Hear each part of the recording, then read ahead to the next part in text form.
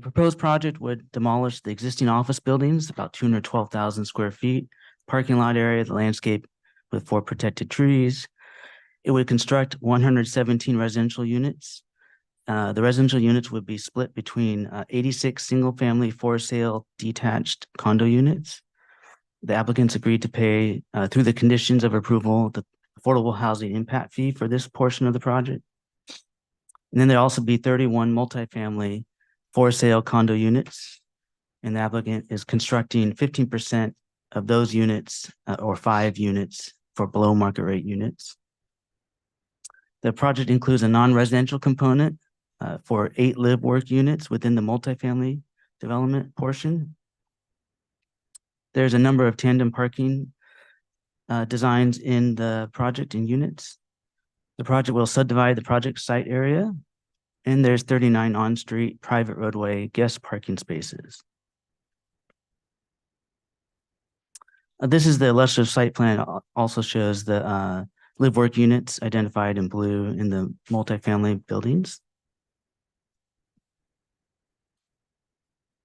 This slide shows the example single family front elevations and multifamily front elevations. Single family is on top, multifamily is on the bottom. And this is a rendering from Crow Canyon Road in the project roadway driveway. The multifamily units are along Crow Canyon Road along the front here, and then the single family units are in the back. The project includes a comprehensive site plan, a landscape plan, shows the landscape replacement trees around the perimeter, and then additional landscape throughout the project with a walkway through the middle and connection to the Ironhurst Trail and a tot lot near the Ironhurst Trail boundary. So a little bit of history on this proposed project. There were some original project applications from 2022, and there was a voluntary architecture review board concept review for this project, where the ARB provided comments to the applicant, which the applicant has since incorporated those revisions into the plans. In March 31st and April 26th of this year, the subject applications were submitted for this project. And prior to deeming those complete, there was a planning commission study session on April 18th, where the commission provided some early comments to the applicant. Subsequently, the applications were deemed complete, and the project went through a planning commission public hearing process with 2 public hearings. At those meetings, it was discussed and deliberated some topics related to site access, noise compatibility, and the Crow Canyon Road multifamily entry frontage design. So ultimately, on October 17th of this year, the project applications and project was approved by the commission with conditions of approval. Those are attached to the staff report with your agenda packet tonight. Within the 10-day appeal period, a call for review was received, challenging the planning commission's approval of the project. For this project, an environmental review has been completed through an addendum that's been prepared for the addendum to the North Community Ramon Specific Plan Environmental Impact Report. It was prepared by a consultant, First Carbon Solutions, in accordance with CEQA. The environmental impacts for the proposed project remain within the impacts analyzed in the previous certified EAR and with the addendum. There are a number of mitigation measures that were identified, 14 of them. They've been included in a mitigation monitoring and reporting program to ensure compliance throughout the project development through construction and implementation of it, and they're incorporated as conditions of approval. So this project is subject to the Housing Accountability Act, HAA, establishing strict limitations on a city's authority to deny, reduce the density of, or make infeasible housing development projects. Is that part of SB 330? Yes. Yeah, that's another legislation related to the Housing Accountability Act. This particular project is subject to SB 330 limitations, restrictions, and approval process. Yeah, yes, that's correct. Thank you. So on following question, so this is a third meeting in that case, right? Yes, this is the third public hearing for this. Public item. hearing on this one. Okay. Yeah. Thank you. So the HAA has some standards for that the project would have to meet objective standards. And briefly, objective standards have to comply with criteria that they be objective, quantifiable, written development standards, no personal or subjective judgment, uniformly verifiable, and facilitate the density permitted on site and as proposed with the project. So the call for review included some reasons for the review. The next few slides will go through those with a response. So there are some site access design concerns. The recommended site access design was extensively analyzed in the applicant's traffic study that's attached to the staff report. The city traffic engineer continues to support the methodology and conclusions in that study. There's a number of Crow Canyon Road design improvements included that will enhance safety, considering a number of items, items such as that there'll be a reduced number of conflict points. There'll also be modifying the existing one-step left turn movement out of the project site into a two-step process, meaning there'll be a right turn, then a U-turn. It considers the future Iron Horse Trail overcrossing and removal of the existing traffic signal at Crow Canyon Road. It integrates with the surrounding traffic signal timing, operations, and roadway capacities. The mid-block U-turn lane design provides sufficient stopping decision sight distance for drivers. The distance from the U-turn lane from the Crow Canyon Road, Acosta Boulevard traffic signal is adequate for drivers to judge gaps in traffic and provides some short natural breaks between the traffic signal phasing. The project provides a reduced number of vehicle trips to and from the site when compared to the existing office development. And the fire district continued to support the recommended design. So this is the recommended site access design on Crow Canyon Road. The proposed driveway will be roughly the same location as the existing driveway shown on the bottom of this image. The improvements will remove the left turn movement in the median to the PG&E site to the north in Danville. And the U-turn, mid-block U-turn will be provided just west of the traffic signal at Crow and Acosta Boulevard. And then a median break will be designed to provide emergency vehicle traffic access, making a left turn into the site, and will prohibit regular vehicle access.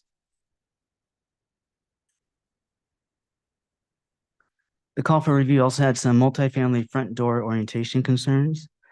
The city's objective development standards in the North Camino Ramon specific plan do not require residential front door entries on internal roadways. Also, separately, the specific plan design guidelines state that there actually may be alternative approaches to satisfy the intent of the guidelines in the specific plan.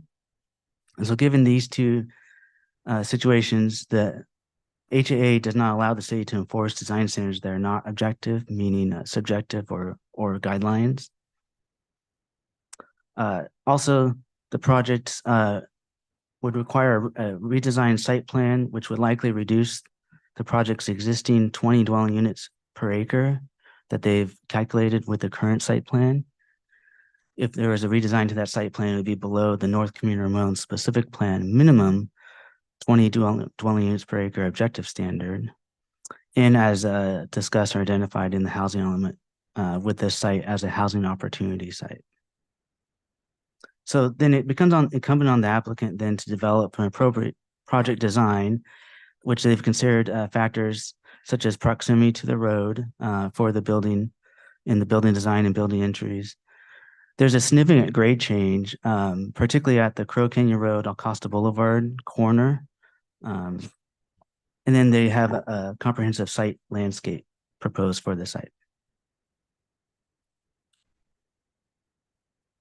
The call for review also includes concerns with noise compatibility with Crow Canyon Road. So as required by the general plan, a professional noise analysis has been prepared, giving the proposed residential is exposed to noise greater than 60 decibels along Crow Canyon Road. That's in the addendum. And so the draft conditions of approval, number 31, is based on the noise mitigation measures in the addendum. There's two site-specific requirements. One's related to exterior areas. It requires that a 6-foot-high solid fence around each specified residential private outdoor yard space be provided near Crow Canyon Road or Acosta Boulevard. And then on the interior areas, it requires the applicant to verify specified wall assemblies, windows, doors near Crow Canyon and Acosta Boulevard to comply with the minimum sound transmission class rating 35. So there's that requirement in the conditions. The analysis also has considered that the previous certified North Community Ramon specific plan EIR noise mitigation measure specifically exempts upper level balconies from exterior noise standards. And there's also a general plan policy that requires consideration of alternatives to sound walls, such as building orientation and landscape buffers.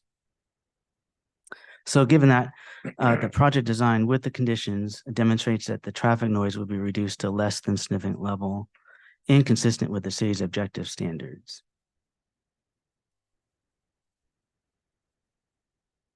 Regarding emergency evacuation site access concerns.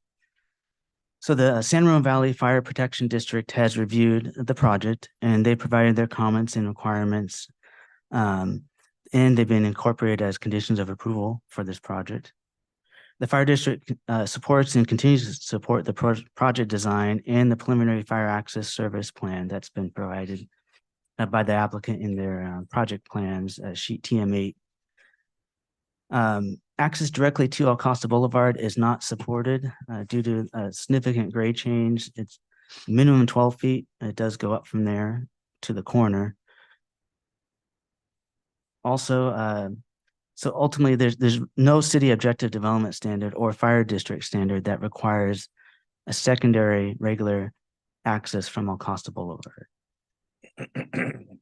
Then regarding regular use site access through the adjacent properties, such as the Postal Service and other properties, those property owners have expressed some concerns with cut-through traffic and parking.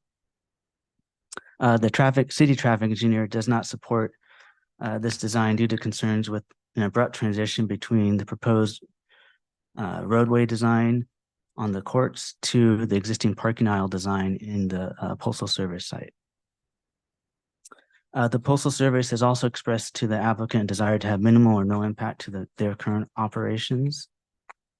And ultimately, the city cannot require off-site property owners to this project require regular site access. There are also concerns about on-site dispersal below market rate housing units. So the project does comply with the objective standards in the inclusionary housing ordinance that the city has adopted for each residential component. As I was mentioning earlier, there's two components, single family and multifamily. For single family, they'll be paying the affordable housing impact fee. And for multifamily, they'll be providing the on-site construction of those 5 below market rate units. So there's also a design and distribution requirement in the inclusionary housing ordinance, but it does not specifically require as an objective standard integration of the 2 residential components on site. So in summary, the project is consistent with the city's objective standards in general plan. The city traffic engineer and fire district continue to support the project design and site access. Absent any new information, the call for review includes no new information that the commission aired in reviewing and approving the project, given the limitations of the Housing Accountability Act, and does not result in any identified public health and safety issues.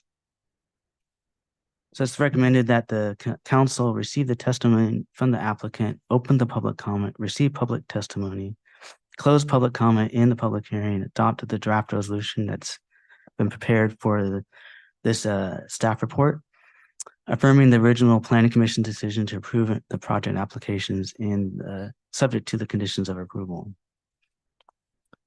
So staff's available for questions, but the Applicant does have representatives from their team that would also like to give a brief overview of the project. Okay, questions of staff, or you want us to hear To the applicant. Yeah, let's hear that. that's always fun. Let's hear the applicant. Good evening, Brian. Yeah. That's a great intro. Always fun. That's good evening, Mayor Hudson and council members. My name is Brian Olin. I'm the division president of Lennar in the Bay Area.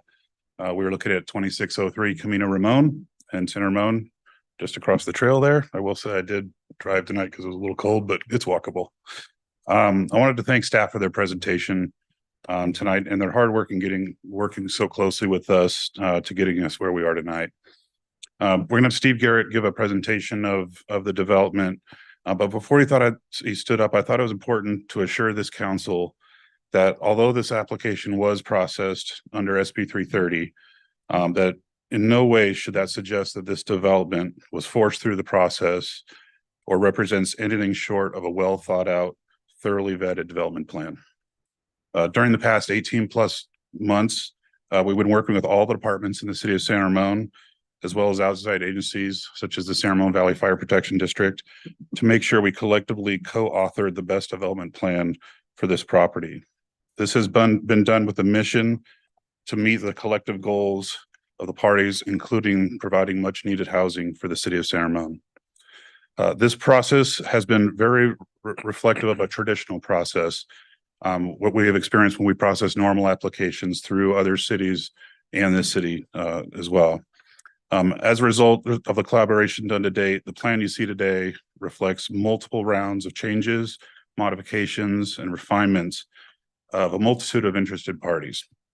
This includes the voluntary step we took, as staff mentioned, of going to the City of San Ramon's ARB in July of 2022, which was not a mandatory requirement of our application.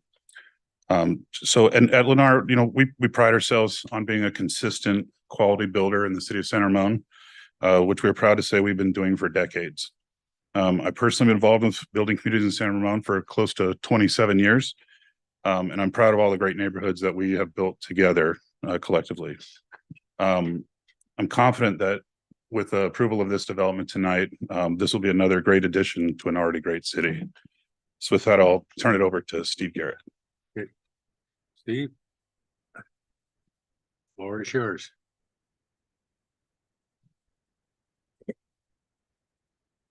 Mayor Hudson, members of the council, my name is Steve Garrett. I'm with Lennar Homes. Our offices are located at 2603 Camino Ramon in San Ramon.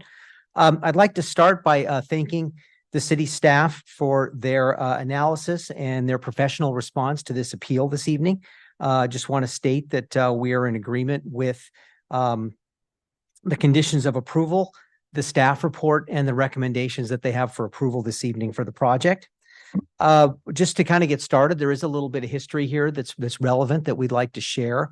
But as Brian intimated earlier, we've been working on this for about 18 months, and we've worked constructively with the city staff and participated with architectural review boards, study sessions, and the planning commission. And I would say again, I've been doing this for a while, and I got the gray hair to prove it, I guess.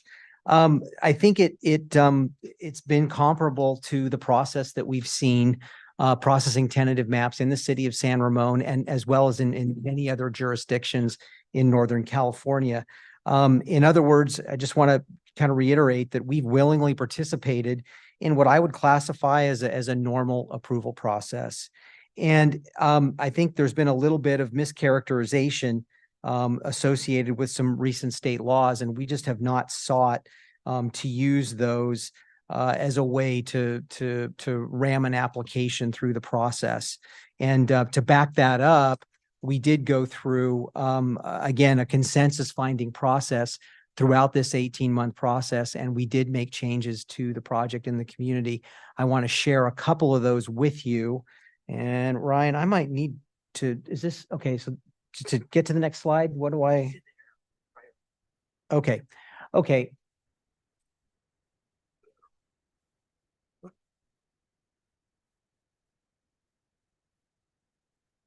Yeah, that was it.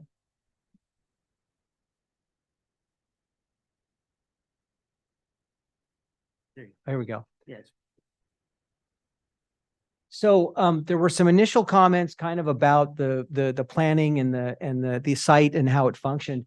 One of the first things that was brought to our attention was just the desire to probably, we have a I don't know, pointers working here. Let me put this out here. We had a small park in this area, and it was suggested that we turn that into a more active kind of tot lot, since the thought was that were going to be a lot of families here. So to do that, well, let me go ahead here a little bit. Oops, went too far. So to do that, we incorporated this tot lot feature and play structure. And again, kind of emulating the history of the Iron Horse Trail and the railroad history associated with it. Another comment we had was connectivity to the Iron Horse Trail, because it's seen as an amenity. And to that end, what we did was we've incorporated and enhanced. It already had a paseo in it, but we enhanced the paseo and we created connectivity at the ends of the various motor courts to kind of try to emulate sort of a railroad and a connection and a roundhouse in the middle of these areas. And then that in turn went out and connected to the Iron Horse Trail. The other comment we had was some concerns about the side of the post office building and just that it wasn't very attractive. So to allay those concerns, let me jump ahead here. Let's see. We softened that building edge with trees, and then we also demonstrated that the home height was going to overshadow that building and kind of block any sight from there that people might not care for. And then another change that some of the other changes we made, there's an example of the paseo and the connectivity to the Iron Horse Trail. But it was also mentioned that the fencing needed to be create a little more of a defendable space, but also wanting something that's attractive and a view fence. So we've got the metal picket fence, and we also increased the height at the most recent Planning Commission meeting. And then in addition to that, there was a talk about more trees and enhanced landscaping. And you can see that we have done that in various places. And then also this is kind of gives you a view of what has been commented on by Mr. Driscoll in terms of the grade change between Al Costa and Crow Canyon as it climbs, and give you a flavor for that. So those were some of the changes that we made along the way. In addition to that, there were some floor plan changes requested. Let's see here if I can get to that slide. So with respect to the LiveWorks, there was a concern that perhaps those spaces could be made a little bit more secure for people operating businesses there. And so to that end, we did a couple things. We put a window so that someone could see if someone was outside on the front porch wanting to visit the person in the LiveWork. There's a window so they can see who it is. You've obviously got a door there, but then you've also got a locking door in between the LiveWork unit and the lobby area. And then in addition to that, at the top of the staircase, to create more security and privacy between what becomes your living area, we've got a locking door that we put up there. So those were the modifications we made based on Planning Commission comment for the LiveWorks, and we did all those things willingly. And then in addition to that, there was a concern on the part of some members of the Planning Commission. The first floor of the single family detached homes, it has it's a bedroom downstairs, and we had direct access from that bedroom to the yard. And there was concern that, hey, that's a private area for many. And could you put a door on the side and get people back around that way if people wanted to go a different route? So on every single floor plan, we made that change and got a side door included. So those are some of the examples of the consensus finding process that we went through with the city staff, the planning commissioners, the folks on the ARB, the comments that we received at the different meetings and stuff that were conducted over the course of the 18 months. So again, I don't think that we used a new state law as some sort of a vehicle to completely ignore things that the city would like and suggestions which were made by different people involved in the process. So I really concur with the comments and the analysis that was done by staff here. So I'm not going to delve into specific parts of the appeal and the way that was responded. We agree with those responses. But I just want to kind of walk through the various approvals that have taken place over the past 18 months. And there's a number of them. The first is that we sought and got the approval of first responders as to the access to the property and its safety.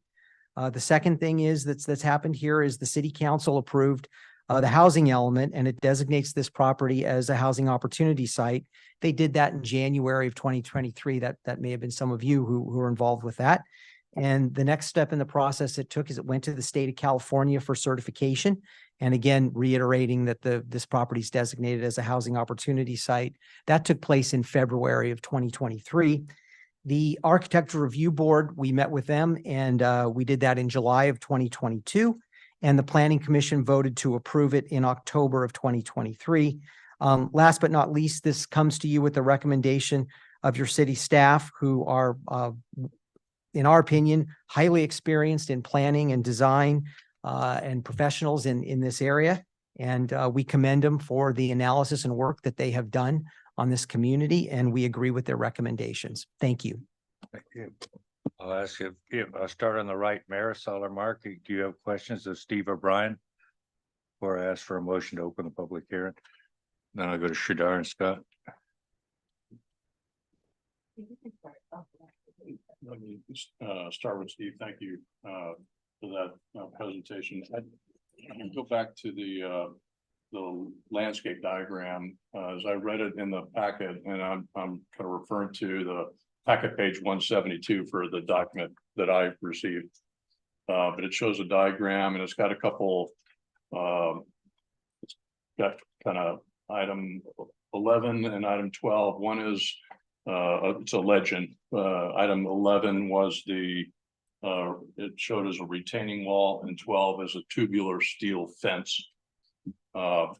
You showed the picture and you talked about the tubular steel fence, but is that to say that the retaining wall is no longer part of the concept? Oh, no, they're both there. They're both there. Okay. Yes, sir. Okay.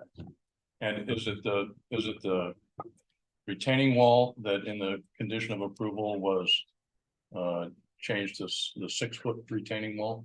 No, it was the tubular fence that we made a little bit higher. Just a concern on a commissioner's part about just having kind of more defendable space and perhaps, someone maybe climbing over that kind of thing. Can you describe what the retaining wall kind of configuration, describe that? Well, so you've got this probably might be one of the best exhibits for it. So you've got the front of the homes here and the porches and whatnot. You've got the walking path, and then you've got a retaining wall. And that's basically retaining the slope bank and creating a flat area for pedestrians and where the homes are located. Above that retaining wall is a landscape slope bank, and that is where the tubular steel fence is located. Let me see if I can get a little bit better. So this is maybe a little bit better depiction of it. So you can see the flat area, you see the wall, and then behind the wall, you see the tubular steel fence. And then you can see the tubular steel fence right in the foreground. This is Al Costa, and that's where that's located. Right. I'm just looking at this picture right here. This is sort of the intersection of Costa and Crow Canyon. So yes, that's a little bit deeper and everything else, but the rest of the townhomes along Crow Canyon really are almost right up against fairly close to the existing sidewalk. Well, this minimal space for landscaping before you get to the road surface. let's jump. Let's see. There's about from say the face of the curb to the face of these homes. There's in the neighborhood of 25 to 30 feet. Well, that's in that location right there, right? What about further down by the driveway? I don't. It doesn't change much. Let's see here. I think at a bare bones minimum, it's probably 20 feet. Let me go ahead. And again, I'm talking from the face of the curb, the sidewalk to the front of those homes. That's the setback I'm referring to. Yeah, so there's the driveway and Crow Canyon.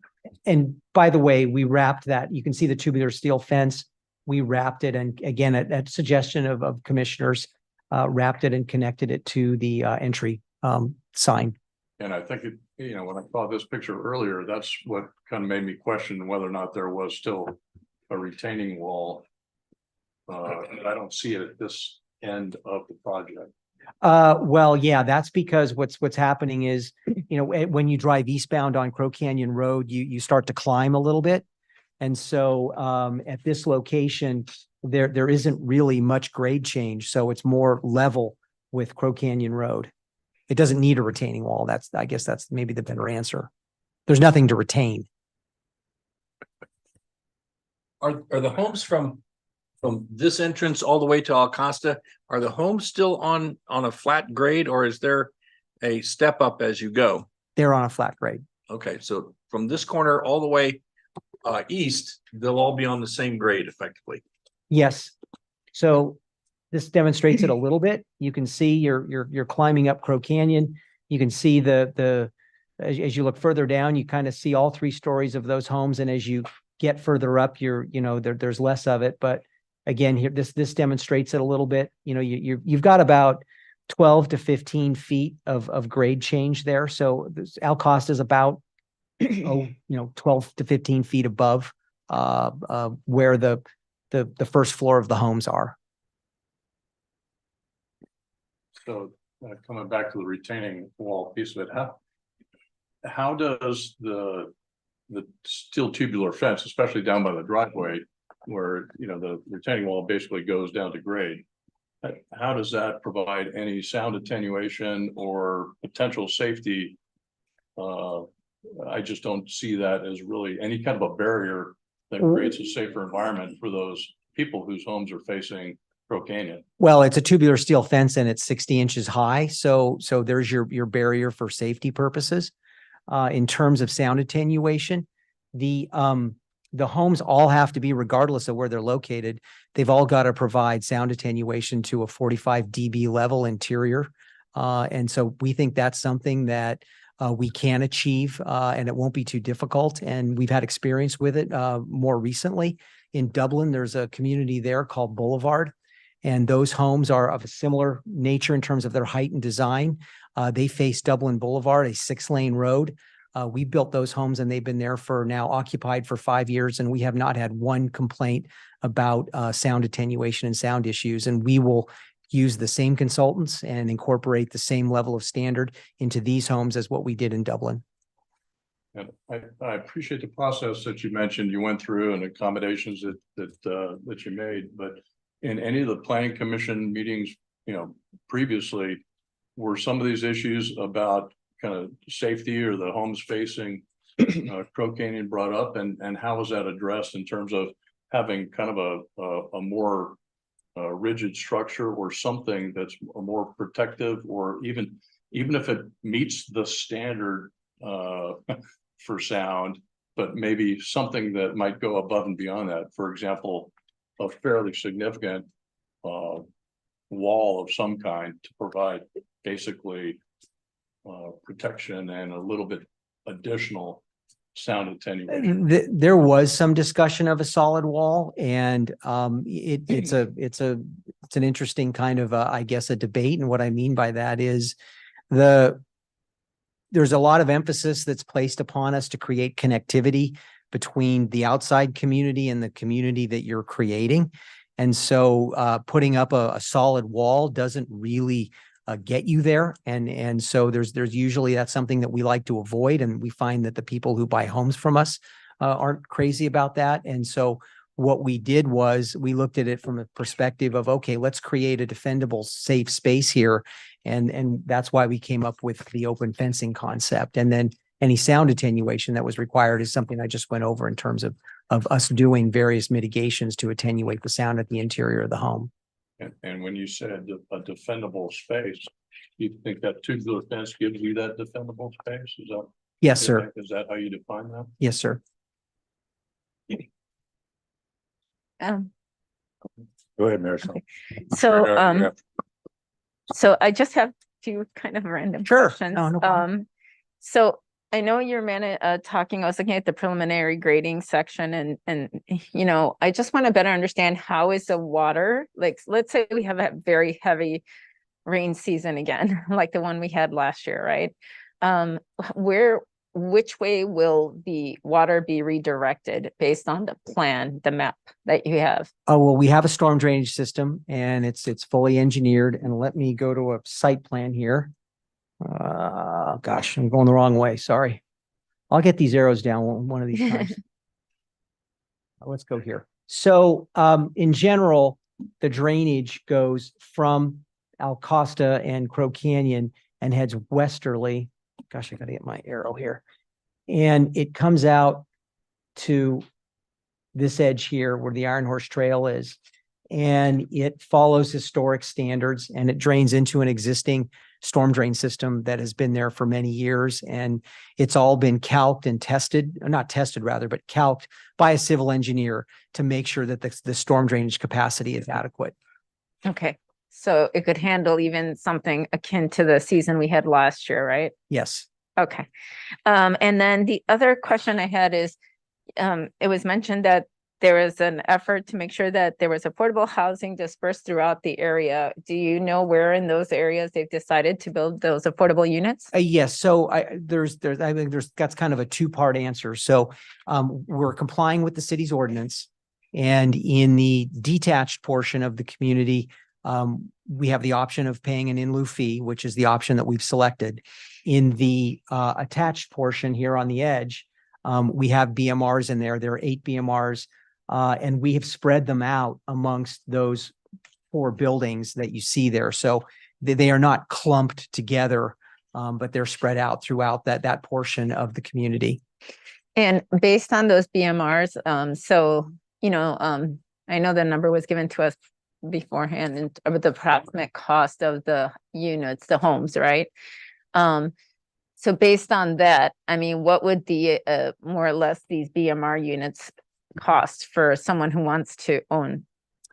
I Or do move. not have that number handy. I apologize. I don't have that number handy. And but it isn't set until you come to market, and then it's based upon a formula. And in that formula are interest rates. And as we've seen recently, there's been a lot of volatility. So I would like to think when we come to market that we'll be in a little bit better interest rate environment and they'll be even more affordable for folks. Yes, because one of the concerns I have too is like, you know, I would like to see a couple more units in that affordable category. The reason being is because we talked a bit about workforce housing. And, you know, in order to make that available sufficiently, I think we need a little bit more, something a little bit more ambitious than, you know, right now. I think we have 5 units, right? So if we could get to that 20%, 25%, which would be 1 to 2 more units, it would be nice. Just a thought. Okay. Because just trying to think about how we're going to get there to meet those goals, you know, for our general plan. So, and then I think the last question I had is there was something mentioned here that should the fiscal analysis determine that sufficient revenues will not be generated prior to the final map approval, the applicant shall provide an appropriate funding mechanism that includes but is not limited to existing or new community facilities, district, a landscape and lighting district, or other mechanism acceptable to the applicant and city. Are there limits to that we could encounter where we might not have those expenses covered as a city? Well, this is it's privately maintained. It is a condominium ownership. There's a homeowners association. We are required to go to the Department of Real Estate in Sacramento with very detailed budgets and substantiate exactly what it's going to cost. And then when the home buyer comes in to purchase a home from us, we've got to, you know, show them all that and show them the number we come up with. If it turns out that we have taken advantage of the process or not come up with accurate numbers and been negligent, let's say, we're going to be responsible, and the responsibility of that for 117 homes is going to be substantial. So A, we have a lot of experience doing it, and B, we have a lot of incentive to come up with something that's conservative so that when someone comes in to buy a home and qualify, it's a combination of mortgage, interest, insurance, and those HOA dues. And those are all factored in by a lender. So you're not going to see somebody get in over their head typically. Okay. All right. Thank you. Shadar, Vice Mayor Perkins. Okay. Thanks for the presentation, Ryan, and thanks, Leonard, Thank you. for, I have few Oh, questions. okay. Yeah, You're I not have getting some off questions. yet. Yeah, you're not so easy, Yeah. huh? So you mentioned that you didn't leverage our any new state laws for applying this application. So is this application is now as part of HAA SB 330 or not? Just I want to make sure. It is an SB 330 application. And so what I meant by my comments is the things that we did and the process that we undertook and the amount of time that it took, it very much emulated a traditional process. We weren't going and saying, we're not going to the ARB. We don't have to do it. This is SB 330. We're not doing it. I don't know if I can do that legally, to be honest with you, but we didn't take that heavy-handed approach of sort of hiding behind the rules. Instead, we came and said, gosh, we've done business in San Ramon for 20 plus years. We want to keep that relationship up. They have a process. We're going to respect that process. But we are going to apply, under SB 330 for the different reasons and benefits that it provides. I appreciate for that. So my next question is about, I see pretty much about that retention wall that came up on the Crow Canyon Road, right?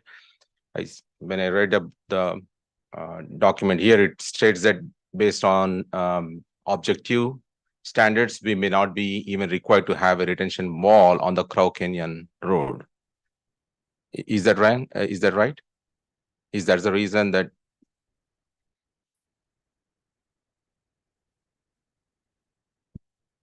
Yeah, I believe you're talking about the North Camino Ramon's development standards. They don't require a sound wall along Crow Canyon Talking Road. about sound wall or retention wall? Sound wall, oh yeah. Sorry. Okay, yeah, they just do a not thing. require it. It's not required, but No. is it because of the objective standard or is it because of our own specific plan The specific plan doesn't require it. requires? Okay. Yeah. But I live on Windermere Parkway. Just behind my house, there is a huge sound wall, or you can say even a pollution wall. More than sound wall, it is like a pollution wall, right? So is dust and pollution, is that comes as health hazard? Is that can be considered as part of our objective to protect our our residents? Not in regards to this project. We've done the environmental work with the addendum, looked at air quality was one of the items, and there is no requirement to, as part of the air quality requirements, to have a sound wall to protect, air, pollution concerns like that. So when you say the study, did you do the study with the current, whatever the pollution that is raising, and that is there any consulting? Who provided that data for us? I mean, the air district requirements don't require sound walls to do that for development. But that's for a district, right? But our city, as our We're residents, for subject to example, those yeah. requirements So too. yeah, but is it not our duty to make sure that our residents are safe? Their safety should not be. It's going to be our purview, right, to make sure that they are safe. Now, I see even the Windermere Parkway is not as much as traffic that I see on the Crow Canyon. It is much more heavier than the Windermere Parkway, but we do see a lot of pollution and dust that comes over. So I'm really surprised that if we are telling that there won't be any pollution or dust, I'm very curious to see that data. Yeah, it's not a requirement to have a sound wall for that reason. Yeah. The area you're talking about too may have been, the sound wall may have been implemented for a different reason too. But for this project and the air district requirements, they don't require a sound wall for that. So basically, we are not going to protect our residents from dust, and that's what I'm hearing. Is No, that right? they are protected with the air requirements. It's just, it doesn't require that type of design or for this type of development. Okay. We'll touch base on that anyway. So now, I heard about, there will be significant grading requirement if we want to have an traffic outflow through the Al Costa for opening inflow and outflow. Hmm. So when we say significant grading, what is the significant? Is it the cost of that to grade it, or is it, what are the implications if we grade it? When I mentioned that earlier, I mentioned it was just a significant grade change. So the distance was minimum 12 feet. It's actually on the site plan. On the G court, on this end, closer to the post office site, it's about 12-foot elevation change from the court to the Alcosta Boulevard elevation. And it increases, the height increases the closer you get to the corner of Crow Canyon and Alcosta. So do we have any objective numbers that we say, okay, this is the benchmark that where we ask for stop grading, like say 4 feet, 5 feet, something like that? Well, there are no specific standards. There are design requirements for roadway design, and that's where we would look to the traffic engineers for consultation on that too. So basically, in this case, we are going with subjective that there is nothing related to any objective that is, there is a requirement for this property to have Al Costa side opening. There's no requirement in the city's standards for a regular site access to Alcosta. Okay. But just because it is significant, that's what I wanted to understand. Is it the cost which is making it, or is it? The cost is not something that's looked at, Okay. or not when I was talking about earlier. It's just because the height. Okay. Now, is there any reason why, my third point, is there any reason, I do see that on Crow Canyon Road, we wanted to have a fire or emergency vehicle opening, right? On the Crow Canyon Road into the property, right? There is a regular site access off of Crow Canyon Road where fire can use it, but then there's a secondary emergency only access off of this G court through the post office. But is there any reason, maybe you already answered, but just to make sure I understand. So is there any reason why we are not going with the traffic signal? Why we want to do this U-turn for the residents? That I would have to defer to our traffic engineer to give a response, but there has been some analysis looked at that. Because right now I see that pretty much every resident, in order to get in or get out, they have to do these U-turns, right? They can make a series of rights. Yeah, it's Costa a and Norris, Yeah, so then they had to, right. and then it's pretty much like U-turn. Well, no, if you're going into Bishop Ranch. Yeah. If your office is in Bishop Ranch 3, you would turn right on Alcosta, you turn right on Norris, and you turn left on Camino Ramon. Yeah, so it's like a lot of turns you have to make it in order to just to get your property, right? So it's like you're saying that shortcut of U-turn, like, or a little bit different of If you went U-turn. out on Alcosta, you'd still be making a right, and a left. Then right. Again, you're No, coming no. back. If you went out on Alcosta, Okay, you turn right, okay, and then you get down to Norris and you turn right. yeah. You get down to Camino Ramon, you turn left.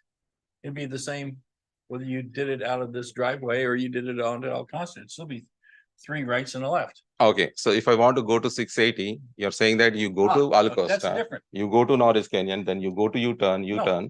No, you go into to 680, you go turn right, make a U-turn, then you U-turn. go out. Okay, But I That's said, if one. you're going to BR3 or Chevron Park or one of those. oh, if you're coming to this side, yes, it makes sense. That doesn't require U-turn, but in case if someone want to go to the other side, they have to make Yes. U-turn. Yes. That's so just need to understand why we cannot put a signal there so that we can have more safety than rather than making those U-turns. I'm sure that makes it Especially, safe, because you have a very short distances between traffic lights really congests Crow Canyon that's, Road. Adding a that could be signal one. would congest it worse. And here she comes. I'll invite our traffic engineer to discuss about This is not the first time she's heard this. traffic signal on Crow Canyon Road in this Four project right to the driveway. left. BMT. So the question is, why don't we install a traffic signal at this location? Yes. It doesn't meet traffic signal warrants. So there's not enough volume coming from the proposed development and the other side of the street, the PG&E development, to meet the requirements for a signal. And also there's, spacing, it's really close to the El Costa signal, but the main reason is because it doesn't meet signal warrants. Okay. How about Iron Horse Trail? Do we have signal on Iron Horse Trail to cross? We do, and it's there just for the crossing. Once the overpass goes over there, the traffic signal will go away. Okay, so we think that the volume on the Iron Horse Trail is much higher than from this property community or from the PG&E? Yes. Yes, you're asking if there's going to be more pedestrian and bicycle traffic? No, for me, I think Iron Horse Trail traffic volume is going to be much lower than the volume which we are going to get from PG&E and from this property. That's my understanding. But if you're telling that no, Iron Horse Trail is having more volume, that's why we have a traffic signal there, that doesn't make sense for me. The traffic signal is there to protect, protect the pedestrians and bicyclists while crossing the street. I mean, it's a regional trail and there's a lot of pedestrian and bicycle traffic. And in order to accommodate them across an arterial street like this, we have to have a traffic signal. And that traffic signal just serves the Iron Horse Trail. It doesn't serve any of the driveways that are adjacent to that signal. It's only serving the Iron Horse Trail. So the north and south, they're just pedestrian buttons. Yeah, so the reason why we don't want to have a signal there, are you saying that because we don't see there will be volume coming out of PG&E and from this property? That's the reason we don't want to have a traffic signal. Yes. So based on what study, like based on the number of residents right now we have it, or based on the current PG traffic, based on these two numbers we are coming out with this conclusion? Based on the existing volumes coming in and out of PG&E, or, that are using that specific median break. Okay, And then on the projected volumes, yes. okay. Could you Doesn't please meet share the those minimum numbers standards. Doesn't meet the minimum standards Yeah. for a signal. for signal? And Okay, we found out when, this goes way back, Dave and I remember, we actually installed a stop sign at a four-way stop at a place that doesn't meet traffic warrants.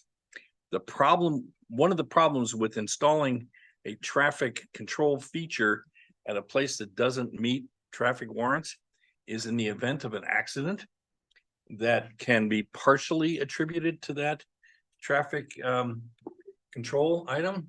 The city could be hugely responsible for virtually everything that happened there. So you have to be very careful if you want to install a traffic control feature at a place that doesn't meet traffic warrants. Okay. It really raises the liability. Is that true? That is true. so what happens if the accidents happen? Is that still someone can sue city, or can we use that as our reasoning that they cannot be sued if the accidents happen? Anybody can sue. Anybody can sue. You gotta Yeah. win. But can we use that Prevail. as a reason that can we prevail on that? So saying that, okay, I according to the can't state, answer according to that this law, we don't need signal, and if some accidents happen. If a signal isn't warranted, it's not warranted. I mean, we can't install an unwarranted signal. I can't answer your question directly, because I'm not a lawyer or a judge or. Yeah, so I'm telling the same problem is going on with other places in our community, right? Yes. Where someone decided as per our guidelines, we don't need signals, but then we ended up without any signals. And there are so many accidents happening. And every time we go back and keep telling the same thing to the community members that, oh, this is not according to our benchmark or requirement, we don't need signal. As a city, it is public safety is going to be our top priority, and road safety is our priority. Yes. I cannot use that one, whatever the blanket statement saying that because of this, we don't need signal, and there are so many accidents still happening. I can let it happen, saying that, okay, it can happen, but still it doesn't meet the benchmarks. So I'm thinking that we will end up with the same situation in this case.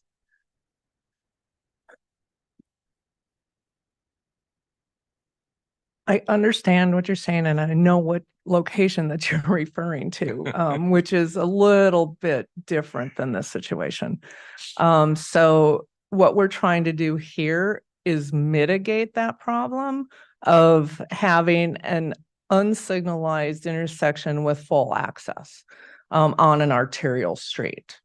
And in the traffic report that I'm in agreement with, we analyzed several different scenarios, and the recommended scenario, which eliminates a lot of the conflicts. For example, if we left the median opening and allowed full access, there's there's something like 32 conflict points. If we change it to be, right in, right out with the U-turns, you have 8 conflict points.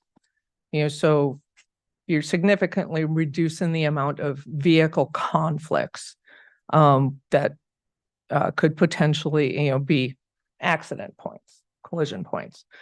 So in our analysis, we looked at the volumes.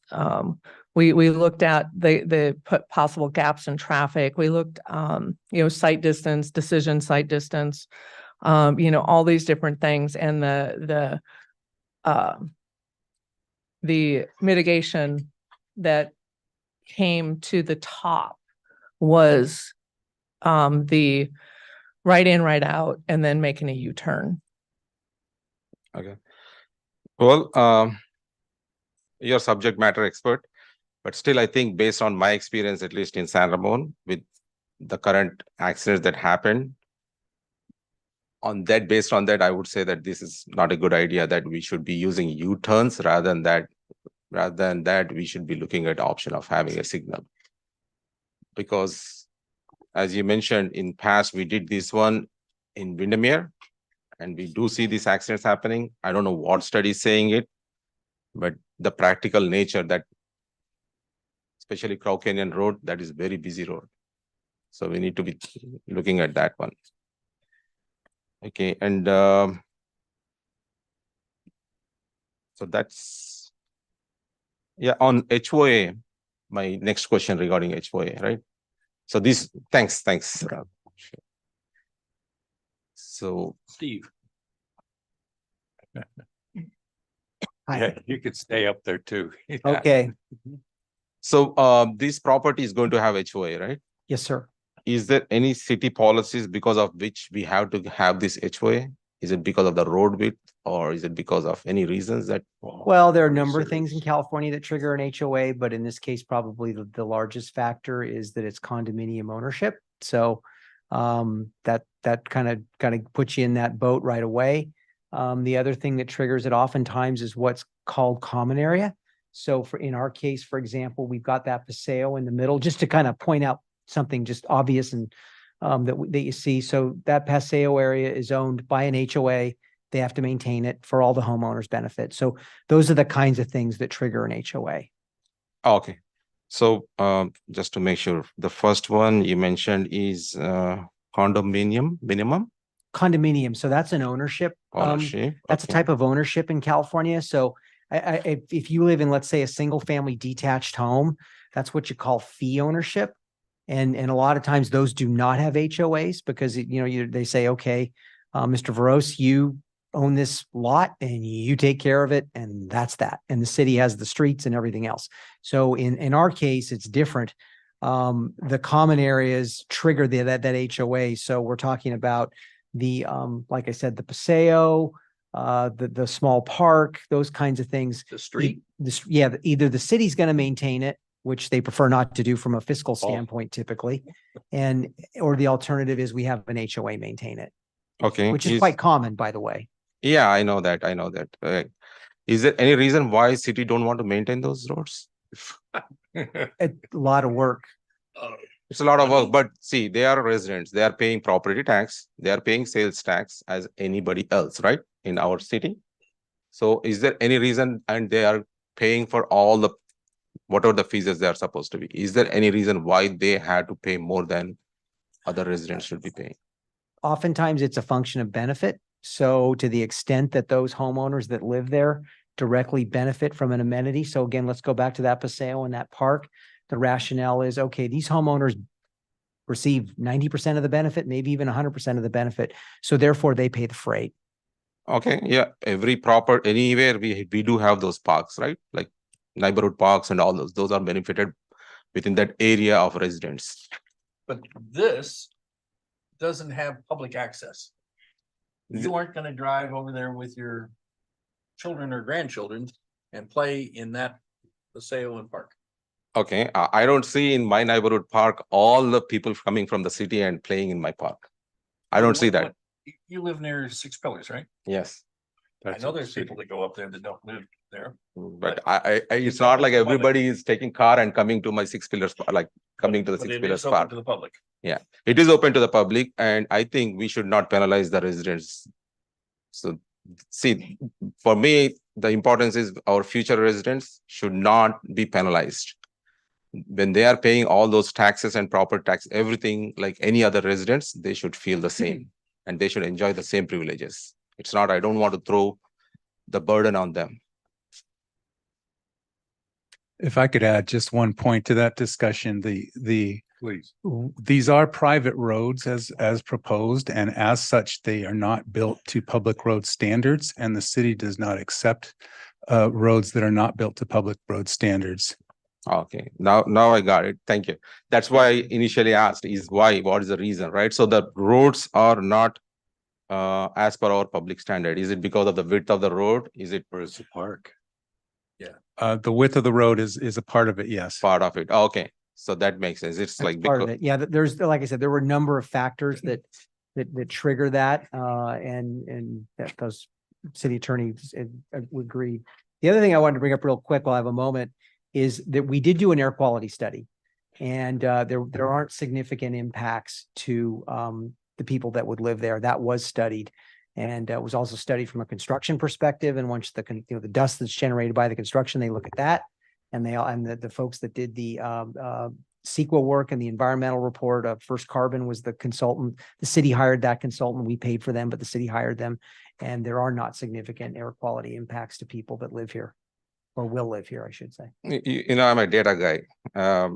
I'll tell you the truth. I live on Windermere Parkway, and next to my home, there's this huge noise wall. Still, we get so much dust.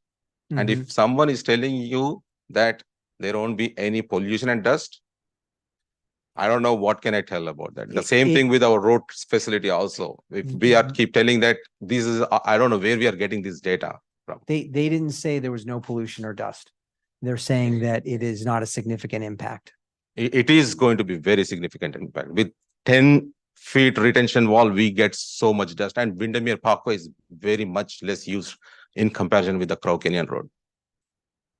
And if someone is giving that kind of data, it is false data. Frankly speaking, false data. And also the same thing with our roads. It is a false data, because this is what I deal with all our residents. I keep getting calls and complaints about these things. And if we are keep telling that, no, this is not real data, this is like, the truth is that. So I would say that, I don't know how we can approve something like this without a retention wall. Or not retention, sorry, noise wall. You got anything, or you want me to jump? That's pretty much. Thank you very much. Thank you. I've got Sure. a couple Okay. things.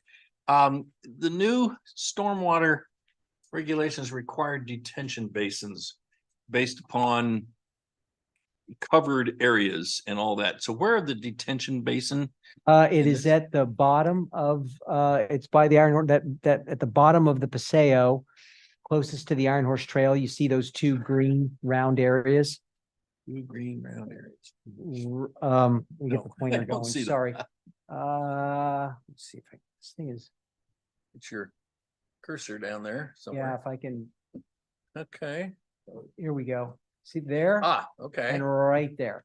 Those are your Okay. main spots. There are other places in the community that do that, but those are your two There main. should be something downhill from the entrance road as Okay. well. This is our civil engineer, Ryan, Oh, and good. he's the resident expert. Okay. It's my lucky day. Someone wants to talk about fire retention. Well, Our lucky day. yeah, you're lucky day. You know the difference between, I'm a mechanical. You know the difference between civils and mechanicals? Oh, boy. I'm not gonna answer Um, that, sir. Mechanicals make weapons and civils make targets. I like that. Yeah, the requirement for bioretention is the term you're looking for, the C3 and low impact development. So it's space around the site. There's pockets up here by El Costa. We have a meandering walk down this Paseo where all of these alleys will essentially drain inward, and then there's a couple other pockets down at the bottom. But all of the water will be collected on site, go through bioretention before it hits the city storm drain system. Okay, good. Thank you, because it wasn't obvious from the diagram where they were. And I know that's an important thing going forward. Second, well, you civil, you do traffic? No, I No, all right, quick, run. Smart man. Okay. Can you pull up Steve, can you pull up the diagram that shows the modified, the modified median? Ryan, that's in your Yeah, repertoire. was it in yours? Okay. Yeah.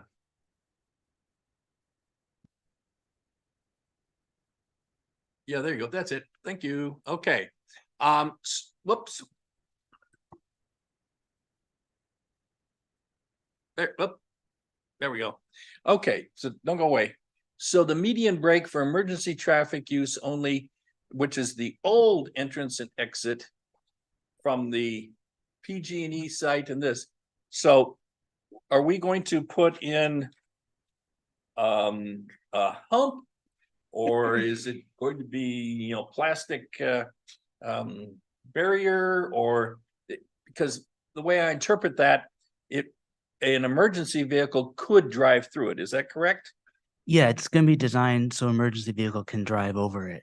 Okay, The exact design hasn't been finalized from our traffic engineer staff, but it's gonna have some kind of flush or near flush surface, but allow the fire truck engines to drive one over of the things it. I've noticed, particularly on I-680 going westbound, going westbound on Bollinger. And as you get onto I-680, either northbound or southbound, those plastic things that stick up about 3 feet, they're no longer white. And that's because people run over them all the time. I'm a little concerned that what we'll have here is people that disregard them and just drive through them because they don't want to turn right and then make a U-turn. On the other hand, you don't want to make it damaging to the fire truck going through there. So what is there that's in between concrete and flimsy plastic? Yeah, so I mentioned the final design hasn't been finalized, Right. but I think in our initial discussions, there wasn't going to be an actual like plastic or kind of barrier because the fire trucks would need to pass over there. Mhm. So there's going to end up being some probably line striping and signage prohibiting cars from turning left, but it does need to be designed in a way where fire trucks can, pass over it. Fire vehicles can easily get past those plastic things. Whoops, we got Deborah. Want to say something? All right. Thank you. So we had extensive coordination with the fire department on what we could do here that would be acceptable to them. And we're talking about putting in, like the river rock, that are about yay big, and concrete around it. There are locations within the city that have those in the medians already, just, Mhm. in the medians, and so it'll be rough enough to deter Right. regular vehicles from going over it.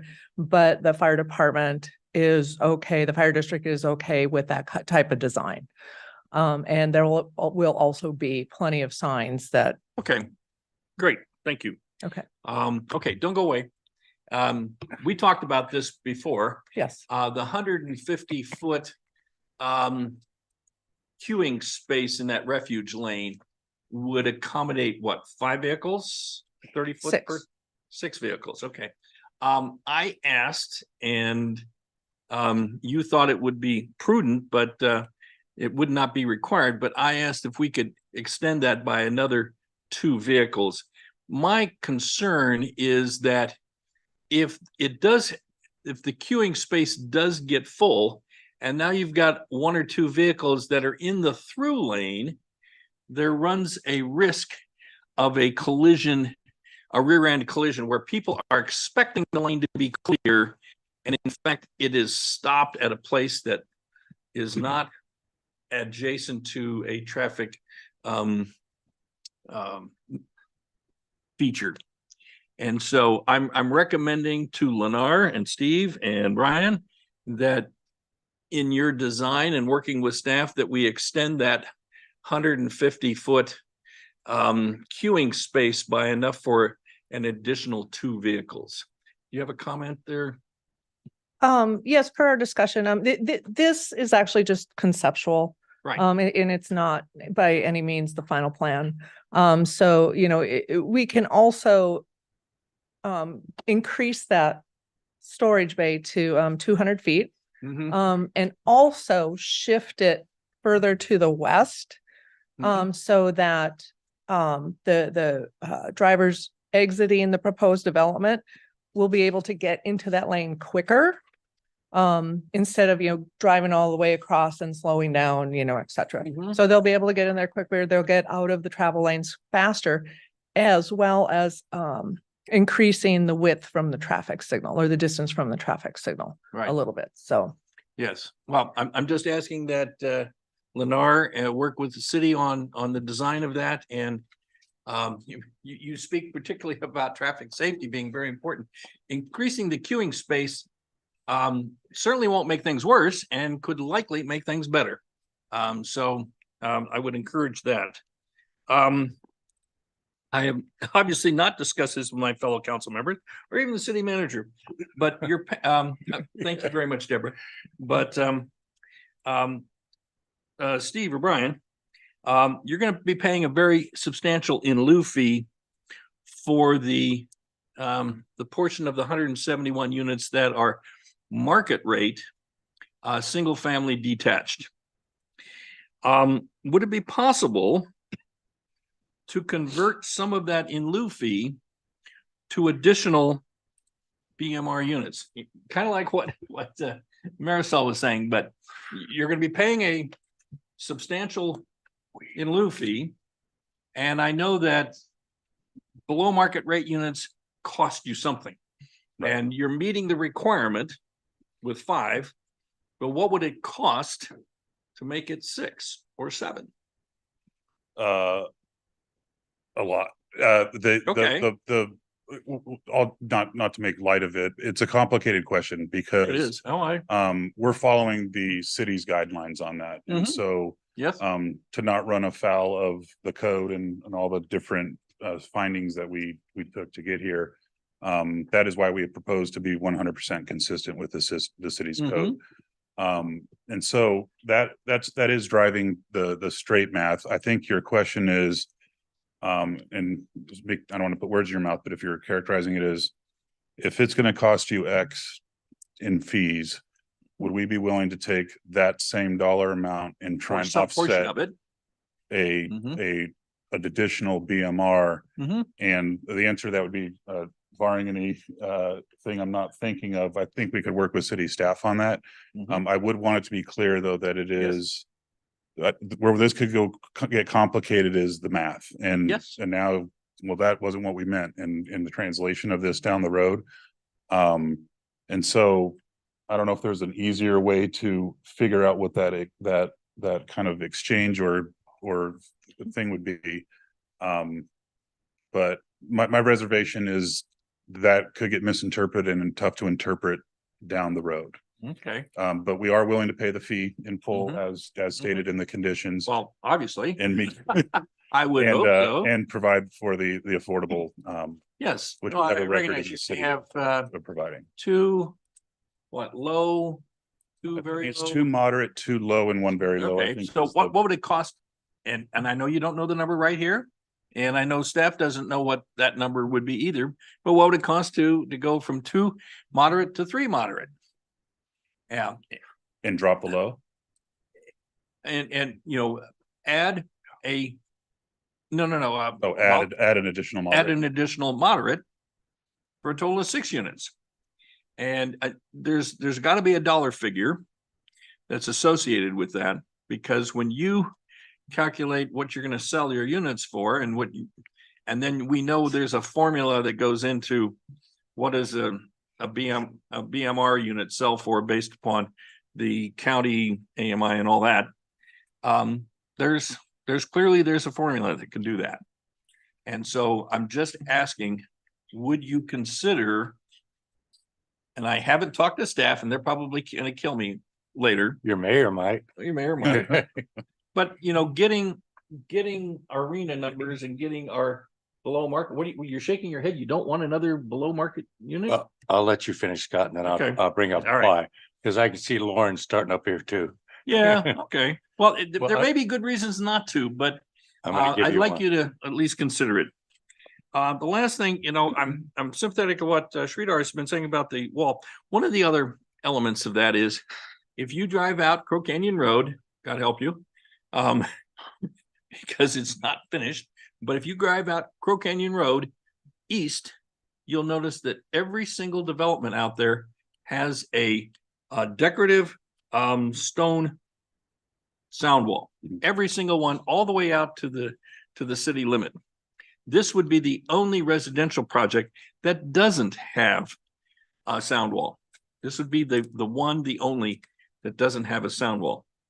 And from that perspective, and the ones that Sridhar has brought up, I think it is prudent to put one in, but we don't have an objective standard on that would require it. But I would recommend you reconsider and put one in. And those are my comments. No, I'm gonna jump in if Go I ahead. can, because Go I ahead. haven't said anything. Yeah. And first of all, I just want to say, Steve, Brian, thank you for bringing SB 330, but we on the council and the public need to understand that's not the only legislation coming out of Sacramento. And Sacramento is making it very clear that you are not just going to plan for housing, you've got to produce it. There has to be housing built, or we're going to have them breathing down our neck. I like the idea on the BMR that you're talking about what's it going to cost. But the real problem here is there are silos that you have to fill in each one of those, and moderate or below, very low is the number that we've got to be looking for. So it's going to be a substantially big number when we get down to negotiating. And unfortunately for Stephen, it falls at him. But I want to point something out if I can, and that is that I'll ask the question. If we approve this tonight, the project that the planning commission approved, is the funding there to build this? Back to the question is, we've got to show that we're producing housing. I mean, are we ready to go if this thing is approved? Yeah, Not just a financial plan, but there's actually money for it. yes. Okay. And Marisol has a question. I don't know if it. Yeah, I just I had some follow-up, yeah. Did you want to go first, Mark, or you want? Well, okay, I want to go back to the affordable housing issue also. In our inclusionary housing ordinance and the general plan, it talks about, dispersing the different units throughout the residential project, throughout the residential neighborhoods. And granted that we have since changed our inclusionary housing ordinance to include single family homes in the future, your application is prior to that change to our housing, inclusionary housing ordinance. But even so, I look at the project, when we have the map up there, to me, it's two neighborhoods.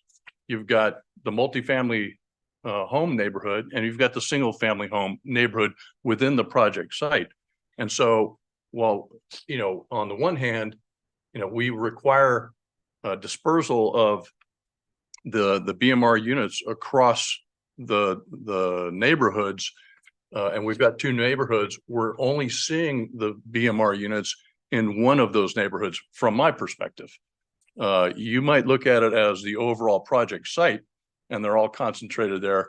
But the challenge is, to me, and the reason this was kind of initially brought up as an issue was because that has the potential to create kind of a stigma for those people just in the multifamily units, and we don't want that. We want, these are our, as you mentioned, our wage earners. These are our residents, our San Ramon people who are going to live there. We want everyone to feel welcome and have that same equal quality of life throughout kind of that whole project. And so I kind of support what Councilmember Perkins said. And I guess my question is, and maybe this is for Ryan or Debbie, or I see her getting up. Am I making noise here? Oh, okay. I guess, how do we rationalize that, you know, the requirement to disperse throughout the two different neighborhoods with just putting the BMR units in one portion of it? And I get the fact that our inclusionary housing ordinance says that's all that's required there. You're going to fee out on the single family homes. But to me, there's a conflict there. And we have, to me, a clear standard that says we need that dispersion. Sure. I might need a little bit of assistance on this, but I will say, just from a constructability concern and the stigma concern that you brought up, on our platform, we build a lot of affordable housing. We've done a lot in Doherty Valley. We've done up in Faria Preserve. We've done some in the west side of San Ramon. And for us, it's not something that looks and feels different. And the only thing that is different is the deed restriction on it. And you know, those are working citizens. They are great residents. They are good citizens of your city. And we don't change the spec level. We don't put in worse windows. We don't put in different, you know, specifications. They're getting a very high specification level that we build to as our standard. And so while I understand the concern about a clustering it, if you will, these are spread out. They're not even next door to one another, and they're scattered through the buildings. And you know, if the development was set up where there wanted to be some townhouses somewhere else, it would, I don't think this is my respectful opinion is, I don't feel like this is a concentration of BMRs. I think it is a pretty decent dispersion of them. But we are compliant with the ordinance. And you know, I think that if that is something that the city would like to change, sounds like you have changed it. It might be the better place to handle that, but it is just difficult to run afoul of all the environmental documents, all the approvals, everything that we've gotten to get to this point has been stay on the track, stay in the lines, do what the city asked in their plan. And that's exactly what we've done. And so it's tricky. We can't just come up with those, hey, we're going to try this and we're going to do that during this whole development process. We stayed within the rules. Yeah, thank you for that. But I'm, to me, still, you know, I interpret it differently. I see it as our standard is to disperse them throughout the entire, you know, through all the different neighborhoods within. And, you know, just going back, looking at the kind of the history of affordable units and where they've gone historically, urban renewal, where, you know, you go back east or you go to the Midwest and you have these large chunks on a macro level, with large swaths of, you know, low income units. That created problems over the years. That's why we've gone to this whole dispersal concept. So on a kind of the smaller level here within this project, I see we should use that same kind of model to spread it out and make it transparent to everybody. And I know physically you may not tell the difference, but at some point people are going to start to know who's who within that project. I think that's just the way it is. That's just my thought to better integrate those units throughout the whole project. Debbie, you're chomping at the bit there, I see. Just a couple things to think about. So I want to step back to what we would consider alternative compliance. So doing something different than what the code requires is what the ordinance allows for alternative compliance.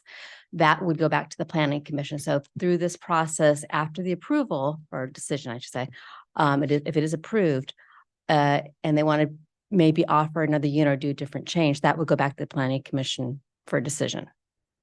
So that's that first answer, that first question. I personally believe that's where the discussion should have happened. Yeah. On this very specific issue, at the planning commission, and kind of sorted all that out.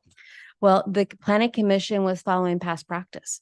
So the BMRs are associated with a detached or an attached product. So if you go back to the Summerhill project, it's currently under construction. The attached units are the ones that are providing the BMRs. The single family or the detached units are the ones that are feeing out. And so in the Summerhill model, just like we have here, we have some BMRs are built within the attached levels or the attached product type, but then the single family or the detached product type, they're feeing out. And that's how the ordinance is structured.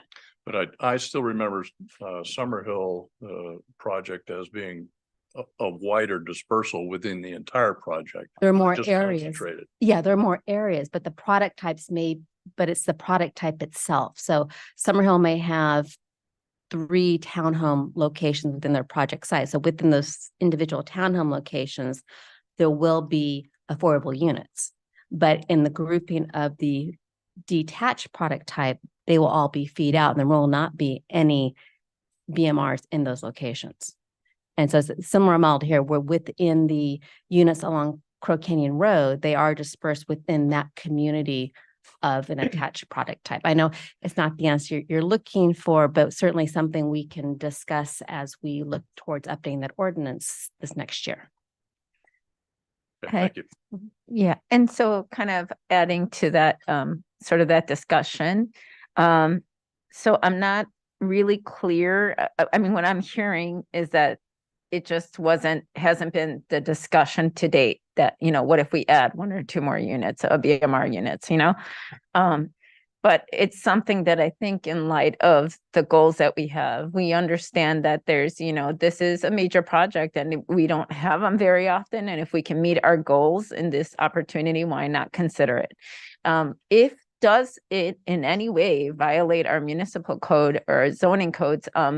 If we add 1 or 2, or, I mean, is that a violation of any form, or is it just that we have to go back to the drawing board and recalibrate that? Well, so the project as proposed meets our Muni code. If the developer is willing to provide an additional unit or so, that would be a question to ask them and have their concurrence on that. And if that's the case, then we would go back to the planning commission to work through, or if there's a specific, or if the unit specified tonight, 1 additional unit at a certain level located in the units along Crow Canyon Road, then we can amend the conditions tonight to do that also. And I also like to add, if we're going to amend the conditions to extend that queuing lane on Crow Canyon that Council Vice Mayor Perkins suggested, I would ask that we have an amended condition proposed for tonight too, and staff can certainly provide some quick language if that's the direction of the council tonight. Okay, and then, yeah, because I really didn't, I mean, I can understand that on the floor, it may not be something that can be explained and it requires going back. And I think it would be worthwhile doing that because once we approve these projects, it's going forward the way it is. So I think it's worth the consideration. And then the other thing I had a question about, acknowledging the concerns of both Councilmember Veros and Perkins about the U-turn and the safety and whether there's a signal or not. Were there any comparison studies, for example, on hazards, potential hazards or higher likelihood of hazard accidents in similar intersections? For example, I know on Dublin, this isn't Dublin, but in Dublin Boulevard, they have 2 areas where you right by DSRSD, they have right before Village Parkway heading west. There's 2 U-turns right there, and it's probably about 150 feet, very small. Was any comparison study done to see in similar, and that's a very high traffic area because it's right by 580. I'm not a traffic engineer, nor do I want to play one on TV. So I'm going to ask Deborah to answer that question. Thank you.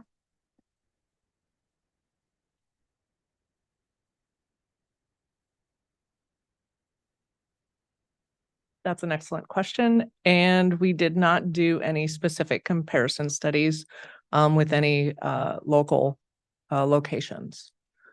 There have been many studies done on these types of configurations. They've been in place. They actually call it a Michigan U-turn. And they've been in place in Michigan since like the 1960s, I believe. So they have a lot of information about these and how they work and how, the safety element of them as well. So they did this, and when you said they did the study, they basically compared it, had a threshold or something that they compared it to with similar. So you said there was no comparison study. So how do you determine if the safety, where the safety threshold is or isn't? So we didn't do anything specific to this location, comparing it to other locations like the one that you, your example. We just looked at previous studies for that have been done comparing changing an intersection from like a full access intersection to this type of configuration, and what it did for like a decrease in collisions, and it was safer because it reduced a lot of the conflict points, and things like that. And as my understanding, if I recall correctly, so once we build that overpass bridge, it's constructed, we are removing that one light that we have, the pedestrian light. Is that correct? Yes. Okay. That will be removed. And as far as the emissions, I know that someone mentioned this earlier, that the air quality index basically is at an acceptable threshold, right? Was there any study done in terms of a cumulative long-term exposure to that current AQI? I'm not the expert on air qualities, nor do I want to play one on TV. Yes, there was in the addendum. There's calculation of the cumulative impacts, air quality impacts. And that's in the addendum. Actually, I was just looking at it. It's packet page 277, table 9. Okay. Okay, and then I think. Yeah, and I think, I think that's pretty much all of my questions there, but thank you so much for your help. I appreciate all the information you provided. Mark? I want to go back to the wall issue again. And Steve, I did hear what you said about, your customers, they don't want a wall or, et cetera, but we have them all over the city. As Councilmember, Vice Mayor Perkins said, we've got them all over the city, not just up Crow Canyon, but out Alcosta, along San Ramon Valley Boulevard. They're all throughout the city. We have those.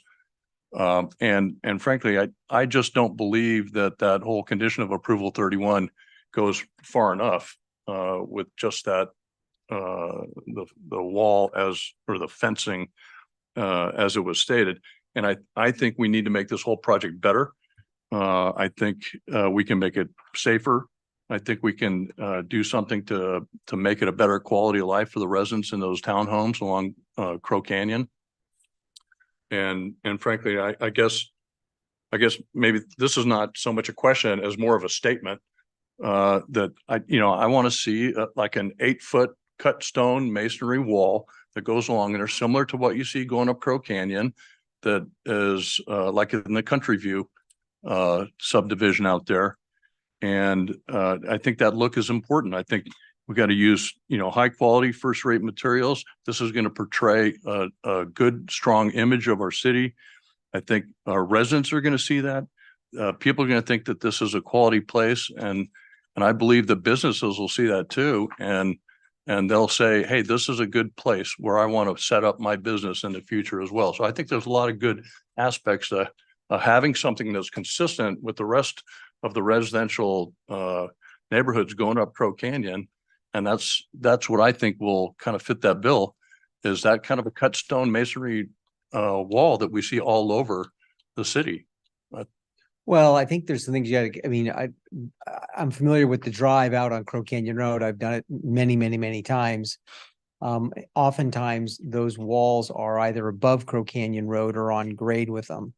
In this case, we're below the road with the tubular steel fence and then the landscaping to sort of soften it. That's kind of one of the reasons the design was done the way it was.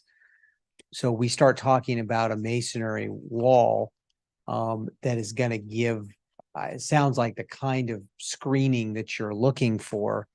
That wall is probably going to be on the back of the sidewalk.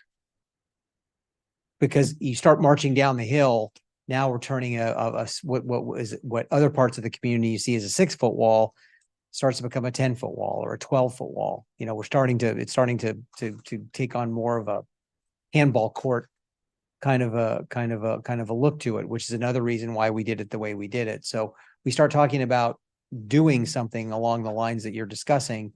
It's starting to get closer and closer to the back of walk because that's where it wants to go to do what you're wanting it to do. And Yeah, that is, I guess, what I'm wanting to do. but You said that right. I mean, it's like 8 foot at grade. but all that's up right. Crow Canyon. That's all solid surface concrete. That's what you're looking at. There's not going to be, a lot of these other walls you're talking about. There's Crow Canyon landscape buffer wall. That's not, there isn't the room here.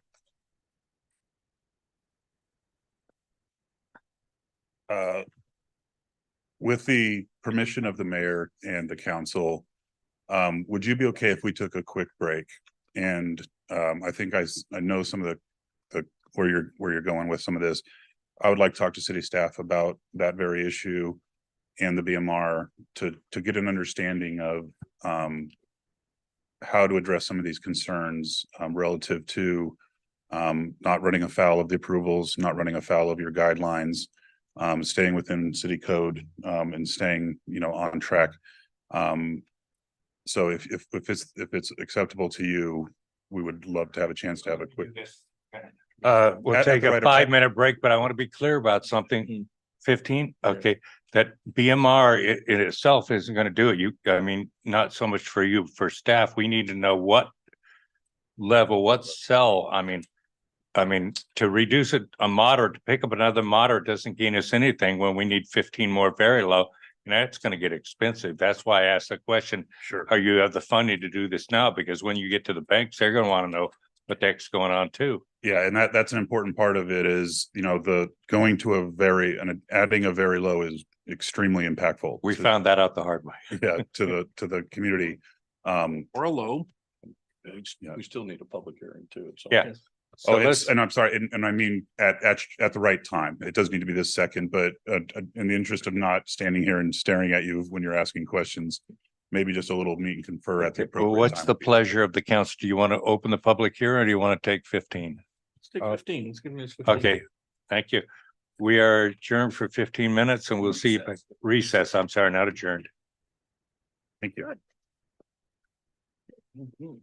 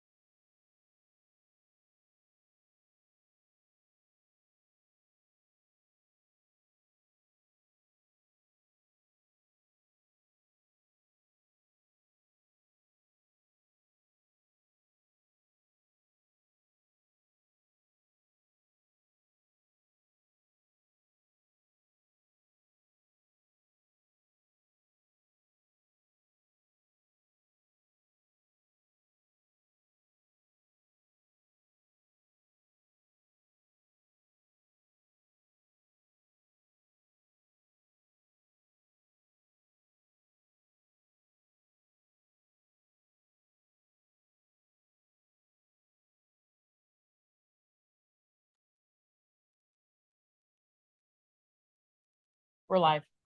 Okay, we are back from recess and we're about to open up the public hearing. I move that we open the public hearing. I second. Oh, Okay. let's go with, but Okay.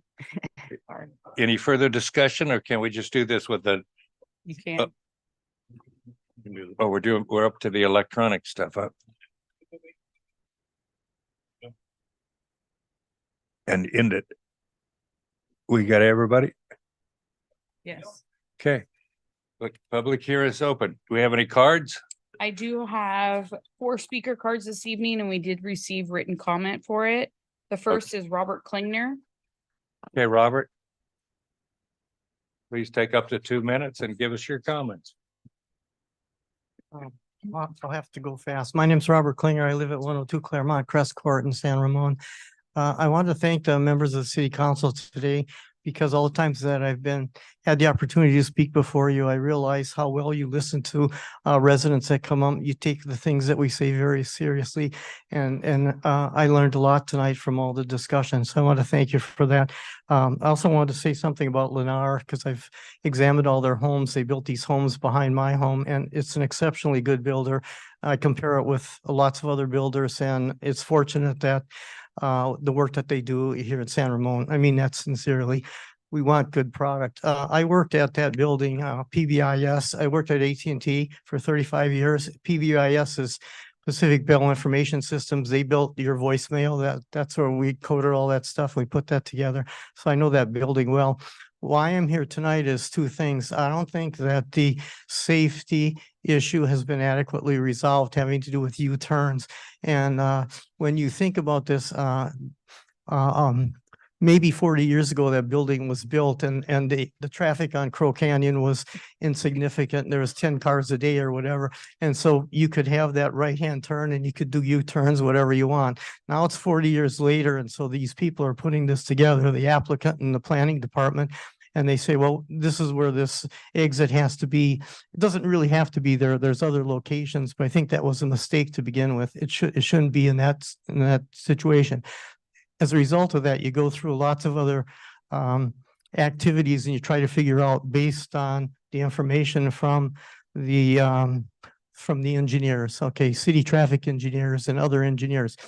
And this is what I want to say. I'm not disrespectful of any of those folks. I trust them and they do good work for the city and I react with them or interact with them often. So I don't have anything negative to say, but you have to know this thing on traffic engineering is all based on one thing. It's the Federal Highway Administration. So they write all the manuals. It's up in Sacramento and I talk to the people often and you can call them on the phone. You can discuss it. They say the things that are in these manuals having to do with warrants are things that you take into consideration. They're all subject to discretion. It's meant for ordinary people on city councils to understand these are things that's recommended, but it's still discretionary.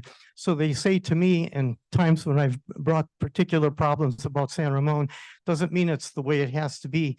These city engineers can say that. It doesn't necessarily mean it's right, doesn't mean it's wrong. To wrap up, Rob. So that's one thing. Making a U-turn in that instance is terribly, terribly unsafe. And if you wanted to take that into consideration, you have discretion on that part, then you should take that into consideration to be for the residents of San Ramon ultra safe in terms of the traffic on that. Don't allow for U-turns. Find some other thing. That's a good thing. The one other thing, the last thing is. No, I need to cut you off, Robert. Thank you. There's gonna be a lot of speak. Thank you for your comments. Next speaker, please. Bill Clarkson. Here.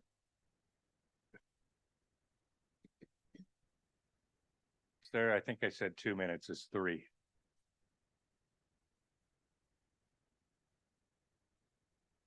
First off, I want to thank the Vice Mayor Armstrong for calling us up for review. Appreciate the fact that you did your homework.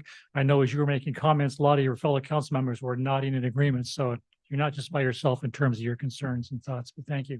Second comment was about Lennar. They're a great builder. So I think we're very fortunate both that they're the project building this project, and we're also blessed to have them in San Ramon. And we're really happy they've chosen San Ramon to be in. So I know they're going to build a great project.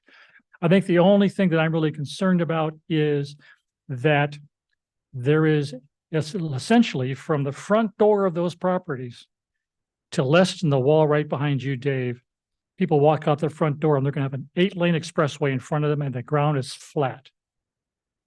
There's nothing between them but some landscaping and a wrought iron fence. I don't think that's an appropriate setting for you all to create for a situation for those homeowners. I don't care if they're just renters. Renters deserve the same kind of quality of life if that was a owner occupied house. Don't you agree? And for us to have that stretch of only 20 feet, nothing there but 8 lanes of busy traffic.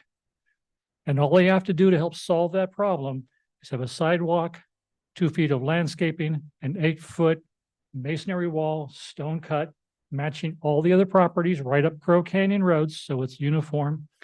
And then they'll have some landscaping on their side, and they'll have peace and quiet to a certain extent, not entirely, but they'll have a visual screen, some sound screen, and they'll be able to step out their front door and communicate to the neighbors back and forth. Because they've already admitted that they can mitigate the sound inside the house, but they can't mitigate the sound in front of the house. You put the wall up, it'll help. You put the wall up, neighbors will come out and they'll be able to talk to each other. Do we really want to encapsulate people into their homes and not allow them to go out in the front? So all I ask is that 3 of you at least, 3 of you nod and acknowledge that you'll not support this project going forward unless there is an 8-foot wall. They're getting their density, they're getting all of their units, they're essentially getting everything they want, and we're getting a great builder. A great builder. And all they need is to hear from you is 3 of you nod to say you're not going to approve this project unless they put up an 8-foot wall. I do not believe they will take you to court and sue you over an 8-foot wall when they've got their density and they have everything else they want. I think our responsibility is not just to the residents who live in San Ramon today. I think we have a responsibility to the residents who will be following on coming later on. Thank you for your comments. Appreciate it very much. Thank you. Next speaker, please. Pat Baron.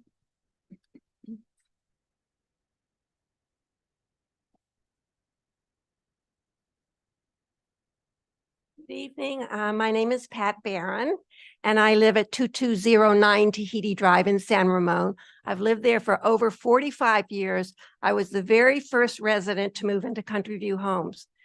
Tahiti Drive is 1 block up from Al Costa. So I'm very close to this construction. I'm very familiar with that area. I walked down there for years with my dog to put my mail in the mailbox. I have 2 concerns. One is one that you guys have addressed already is the noise. I'm telling you, it's noisy on Crow Canyon Road. I've lived there in that area for 45 years, and there are many, many emergency vehicles going up and down Crow Canyon Road. So if you have a concern about noise, believe me, the people in this development are going to get a lot of noise. And the other is the traffic on Crow Canyon Road is horrendous. There are multiple lights between Tahiti Drive and the freeway. It is very difficult to drive on Crow Canyon Road now. Having an entry and an exit on Crow Canyon Road is going to make it more difficult. You need to find a way to have the entry and exit off of Al Costa. Maybe it means getting an easement from the Postal Service, whoever owns that land. I don't know whether the Postal Service owns it or not, or whether it's leased space, but some way to do your entrance and exit from Al Costa, not from Crow Canyon Road. A very dangerous plan is in place now, as far as I'm concerned. And I consider myself a subject matter expert on this since I've lived here for so long. Thank you so much. Thank you. Next speaker, please. Jamie Van Randwyk.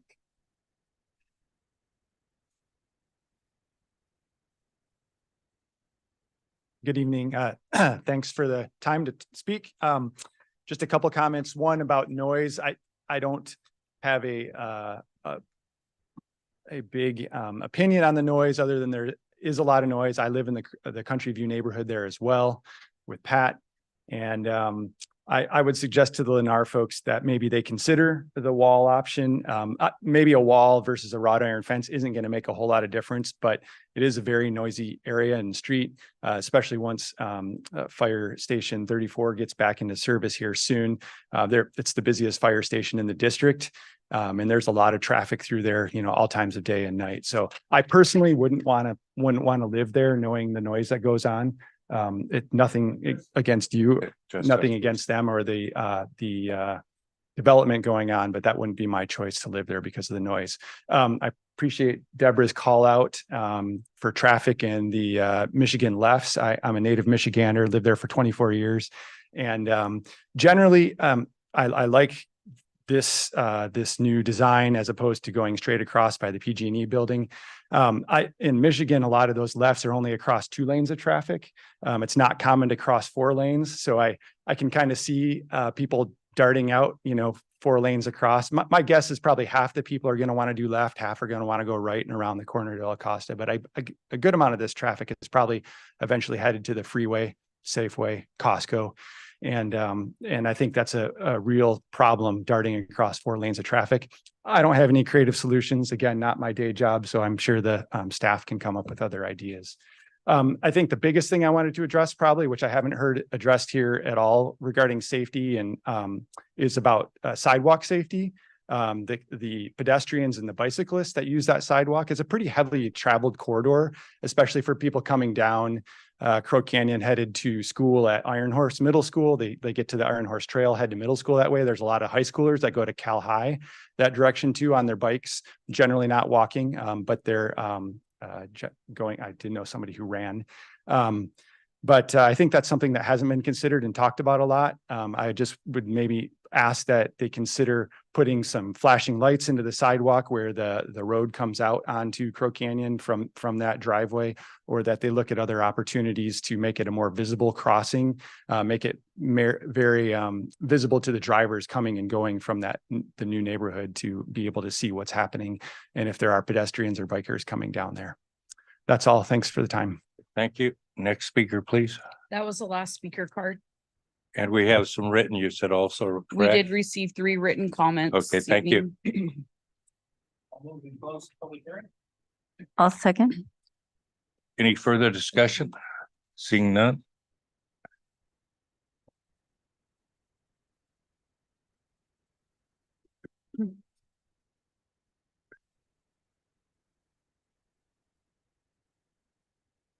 Okay, I hope I cut that off. Any comments? I didn't. Put me in as a yes, would you please? Yes. Time for deliberation. I would like to make a comment based upon what we heard. We did ask the post office, and the post office owns the land, and their answer was no. And that's as far as you get with them. So long as they keep saying no, that's it. We did get them to concede to having an emergency vehicle access. But beyond that, the answer was no. Kind of like speed limits. Yes. And let's see, and exiting on Alcosta, if you can't use the post office land, the elevation change between the surface at the construction of these buildings and Alcosta is too steep for a inbound and outbound lanes. You might be able to squeeze in an outbound, but that doesn't buy you much because that just puts you on to Alcosta. Whereas if you'd gone out the regular one on Crow and then turned right, you'd be on Alcosta. So it doesn't buy you much to have an exit lane there. And the same would be pretty much true for if it's just an entrance lane. So there isn't really much value in adding something on Alcosta when you can't put in 2 full lanes in and out at that location. Yeah, we built highways over the Sierras and things like that, but in this case, there's not a lot of value added there. I'm in agreement with the. Sorry, interrupt, but I thought we are going to get them to come back. Oh, Yeah. sure. Let's hear from. the applicant again. I guess Yeah. they had something you wanted to say. Actually, through the mayor, and I apologize for this. I probably should have said this before we closed the public hearing because now we're going to have the applicant come back. Oh. I would ask the council to reopen it, and then if we want to give rebuttal time to the applicant, then we can do so. Sure. I move we open the public comment period for the purpose of hearing from the applicant again. I'll second. Okay, any further discussion? Seeing none. Now you get to vote again, David. Oh, we get to do the yes and no stuff again? Yeah. Did it register your vote? Do it again. There you go. Now hit that. Once again, breaking my own rules. Yeah, okay. Okay. Yep. Thank you. It's open for the purpose of hearing from, you only got one shot at public. No.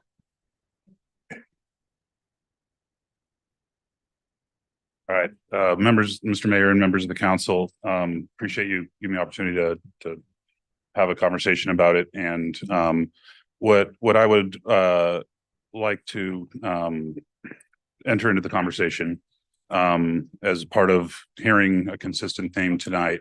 The concept of going back to planning commission and, delaying the hearings and that type of thing is obviously something that we have an interest in. We want to get this development built and going. And in the interest of hopefully seeking your approval tonight, I would like to address 3 potential amendments to the conditions of approval as proposed that I'd be in a position to again agree to should there be an affirmative vote tonight. The first one is the wall. On the wall, what I would recommend is the opportunity. I hear you loud and clear, and I think planning staff has heard you loud and clear about what the desired intent is. So I would propose a modification of the condition of approval that says that the applicant will work with the planning staff and the planning director to examine a solid wall in place of the tube steel fence on Crow Canyon Road and El Costo Road, subject to their review and approval, which I think it has to go back through engineering, public works. There's a lot of people that are going to want to see what the concept is here. And so we'd like the approval to be such that if we work that out with them, and we will use good faith efforts and all those types of things, but if they come up with a design for the wall that is acceptable to them, then we will agree to install that as a wall versus a tubular steel fence. And the height of that wall, I would also ask be subject to their review and approval, because categorical statements like an 8-foot wall, I personally don't think that would look great. I think that'll probably be close to the height, maybe at 6 or 7. I don't know what it would be at the entrance where you're closer to grade, but as you're stepping up that hill, that wall is going to be really standing up in the air. And so I think it would look better if that wall steps down a little bit, because it's effective. The top of wall height is still going really high above where those homes are. And so let's put it this way, a 6 to 8 foot wall at the entrance is much more impactful than a 6 foot, 8 foot wall at the top, because if you catch me, the grade's going up. So that wall is sticking way up, and you're already have a big grade difference of flat retaining wall, a little bit of flat with landscape, another retaining wall, and then landscape, and then a wall up there. And so again, this isn't a cost issue. This is an aesthetics issue that I think the city would want the ability to make the proper determination of what is the right look of that wall as it changes grades along the boulevard. So in short, for that one, my recommendation would be that we would be amenable to a condition of approval modification that says we will work with the planning department on whether to replace the tube steel fence with a solid wall, subject to their placement and height requirements. Okay. And so I'm hoping that addresses a lot of the concerns that were brought up relative to some of the other factors that were brought up tonight.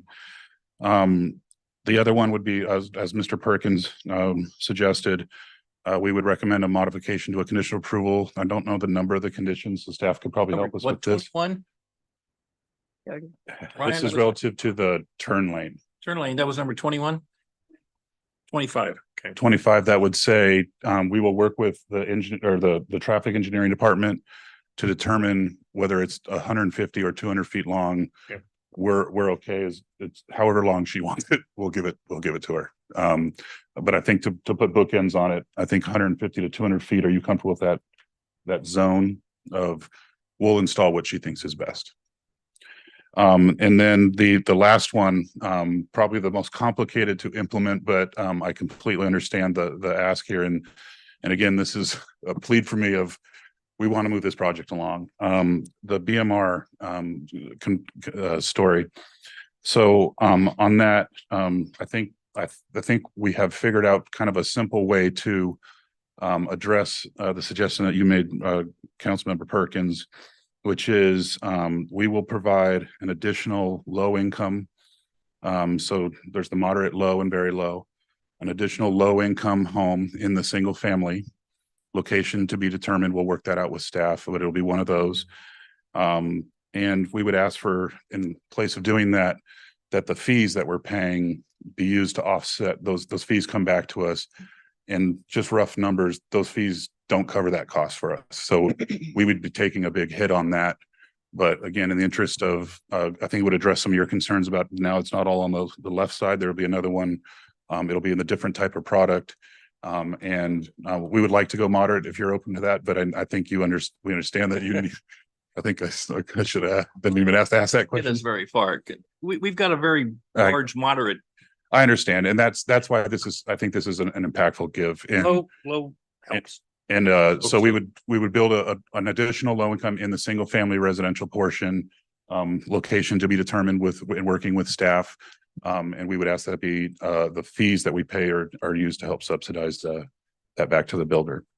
So with those, I think those are condition of approval amendments that I would lean toward the city attorney to make sure that we're not running afoul of the rules. But as we understand it, with those modifications to the approval, should the vote be favorable tonight, then we would be able to implement those with staff. It sounds like the wall you talked about, similar to what we have at 2401 up the hill, when we did that subdivision there where police and fire are. It's very common that the walls tend to get smaller when the grade's going up, because again, it can look a little awkward with that big wall going the whole way. So you're still getting the same effect because its distance from front door is getting greater and greater as you go up the hill. I was more worried about kids jumping up there and walking. Well, but everybody has their own in thing. regard to that, if the wall doesn't go to 0 at the top, No, I think we could say to a minimum of 5 feet. minimum of what was the original? It was 5 feet. Was 5 foot. So if the original tubular steel fence is going to be 5 foot, then the minimum fence height or wall height would be 5 foot. That's right. So and again, you would this isn't a cost issue. I think it would look better, and I think you would want to give your planning staff, if they demand it be 8 feet, it can go to 8 feet. But I think the planning commission, or excuse me, the planning staff would probably have a good sense of how that would look, and we can help them with renderings of that. I'd like to ask our attorney, have you crafted conditions of approval based upon Brian's? We could statements? craft craft conditions of approval. I would probably ask for another break so that we can actually do the wording, and I can cite the proper conditions, because I have condition number 25, but not the other two. Okay. It sounds like what he's asking for is and then I could consult with move the planning. resolution as amended. Well, I don't think we're moving don't yet. have It amendments would yet. be amended to some specific change to the conditions of approval. To write them. You want 5 more minutes to do this? 10 minutes, give him 10 minutes, whatever. Well, Give me I 10. don't think we're there Please. yet to where we're voting on I'd like to Oh, I'm- write the conditions, and then we can discuss them as the way he writes them, and we can either buy off or not. Yes? Does I'd this like to mean know I But get to if close? you are the not public- buying off, then again, we have to write the condition, right? Well, let's. I think. Well, that would whatever give the we- council something to work off of. And if for whatever reason the wording isn't quite to your liking, you can always Adjust. amend it there, and we can do so by motion. Okay. And you're asking for a 10-minute recess to look that over, right? Yes, at your convenience. Okay, is that good? Now's a good time. Okay, and the public comment stays open in case we want to discuss more with it. Okay, so thank you, Brian. We're gonna take 10 and you'll put it down and write and so everybody knows what we're talking about here. Thank you. So Martin, do we need to close the public hearing?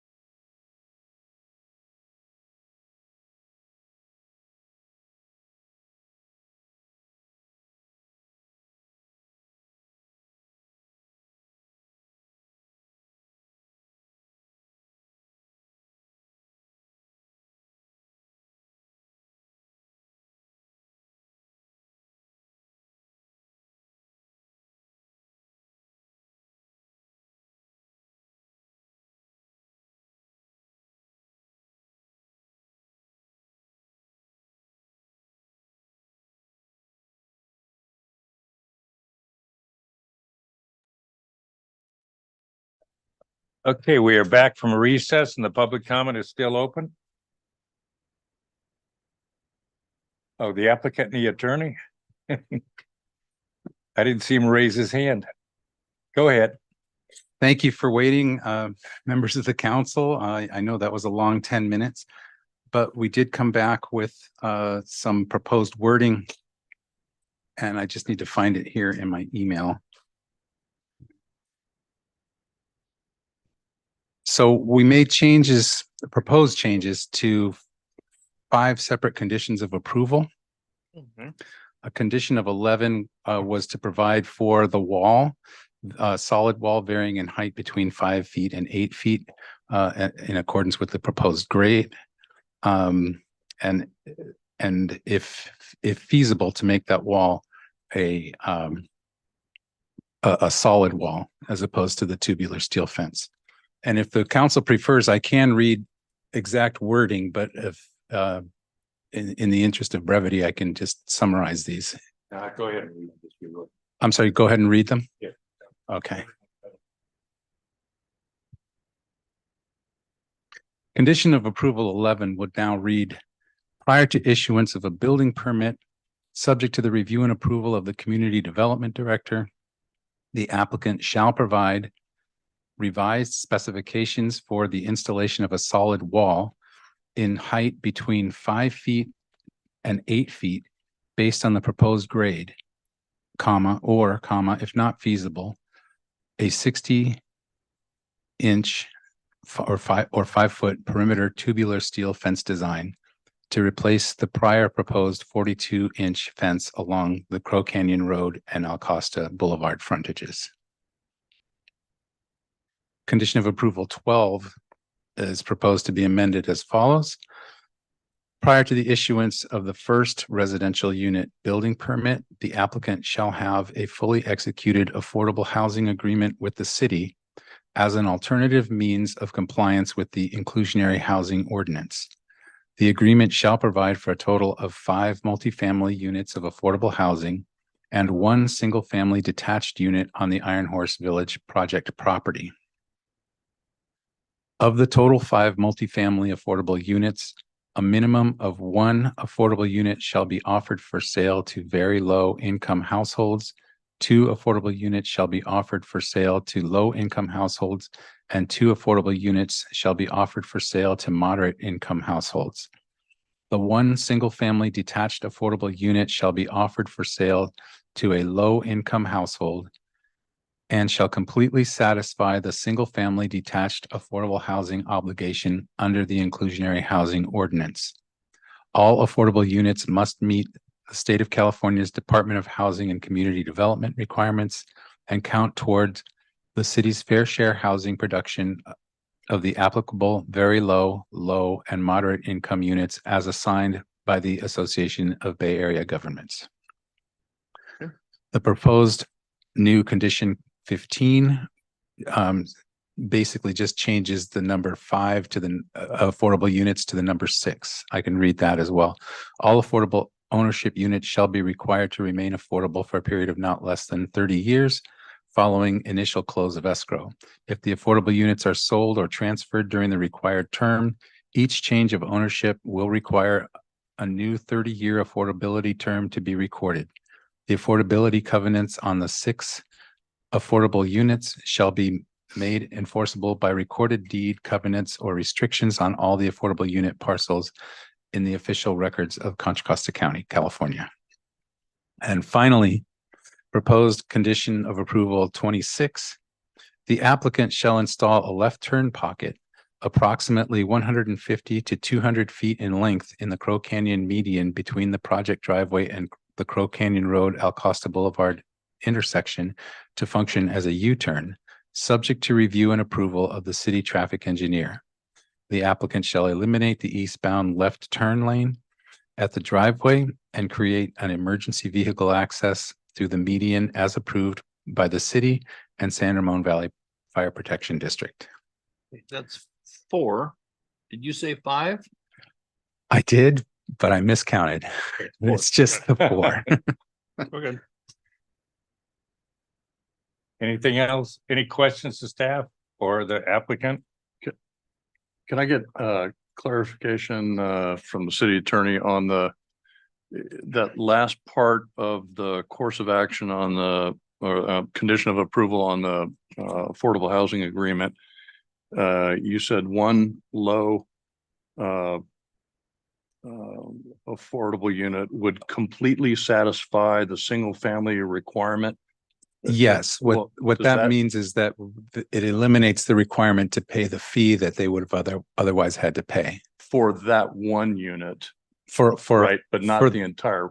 No, for the entire requirement, Entire, because as you recall, we were talking about the fact that the fee itself doesn't come up to the entirety of paying for one unit. So they're getting credited on the fee for all of the single family detached units in exchange for the one built unit. Oh, The that's question is, do not you my want the understanding. money or do you want a low unit? Okay, all right, thank you. So are we saying that we are going to credit back all the lieu fee that they are supposed to pay for affordable housing is going to be credited back for this single house? Well, they are going to be building 5 other units on top of that. And the only credit that they'll be getting will be the credit that they would have of the fee that they would have paid on the single family detached. Oh, okay, so only the fee for that single family detached. That's the only credit that we are giving. For their entire single family detached obligation. Okay, so let's make sure Scott, did you get? There are 86 single family detached units. Yeah, And so there was a in lieu fee associated with those 86. Okay, so those 86 each generated a small fee. I don't know, $1,000, $2,000, whatever it was. And in that in lieu fee will now be used to effectively pay down or pay for one single family unit that will be a low income unit. So they're going to build the same number of units, but now we get 6 below market rate units instead of 5. And we wipe the slate clean on the affordable housing fee. okay, so I'm wondering how that math works. Well, they tell us that it works in our favor. Do we have anything from staff that would support that? Debbie, Lauren, somebody? Yeah, some ballpark. The Or Steve? ballpark fee, you're way ahead with what's been proposed. Okay, The ballpark fees in the neighborhood of $250,000. okay. The hit for that house, we're getting close to 7 figures. Okay. So, I mean, Okay. we'd offer to pay a double fee to get out of Okay. it. So, That's good. I want So- to make sure we are clear on the numbers, right? So, good, thank you. And this is for a single family home, Yes. right? Yeah. And one of them, yeah. Okay. So, and 11 is the wall. 5 foot to 8 foot wall, if possible. And if your engineers tell you it's not possible, I want to talk with them. Okay, where is he? Where is he? Well, I think that's where I was kind of gonna go. Can you give the statement again about if not feasible, then what? Well, the condition of approval does say subject to the review and approval of the community development director. Okay, Debbie? So the final word rests with her. And number 12 was the affordable housing. Number 15 puts the year restriction, the 30-year restriction on each unit. Mhm. And if it sells anytime during that 30 years, it's renewed for an additional 30 years. Mhm. And every subsequent sale renews the 30 years. Is that correct? Or does it only happen for 2? If you're the second buyer and you go hot diggity, I can now sell it as a market rate unit. I think according to our or the The third way, buyer. inclusionary housing, that every time the new buyer buys, that 30 years will be renewed, right? I That's think how it it's should if be. they've lived less than 30 years. Well, Yeah. I've lived in Just my for house for 43 clarification, years. we didn't change any of that language. We simply changed the number that it applied to from From 5 from to 5 to 6. 6. Okay. Yeah, from your side, but Otherwise, it's the exact same as your condition Okay. that I read. Ryan, did you have great. something you wanted to add to that? No. Okay. And the last one is the left turn pocket is now a minimum of 150 up to 200 based upon our traffic engineer and the developer. Okay. Sounds good. Okay. Now, is there any other questions of the developer, or would you like to move to close the public hearing again? Yeah, I move the public hearing close. There you go. Motion for Rose. Do I have a second? There we go. Mhm. All right. Think you Hopefully we got you. that right. It didn't get you, David. Okay. You got me? Okay. Okay, the matters before us. Who wants to jump out there first? Mark, it's your call for review. Yeah, thank you. Just to remind you. Well, I mean, first of all, I will say that I am not looking to, to change the scope or reduce the density and of this project. That was never the intent. I wanted this to become a better project, a safer project, something that our future residents will be happy to live in, that our city will be proud of, and everything else. So we do have an excellent planning team, and I want to thank Ryan in particular for all your hard work that's gone into it. Thank our planning commission and Lennar. You have a strong reputation. We've heard that tonight in the building community. I do have a few things to say.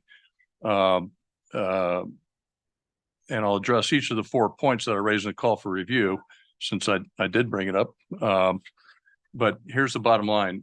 If we don't have those two fundamental changes in my book that have to do with, some kind of a cut stone masonry wall along Crow Canyon and that additional dispersal of the affordable units within both the neighborhoods within the project site, then I'm going to be a no vote for the project.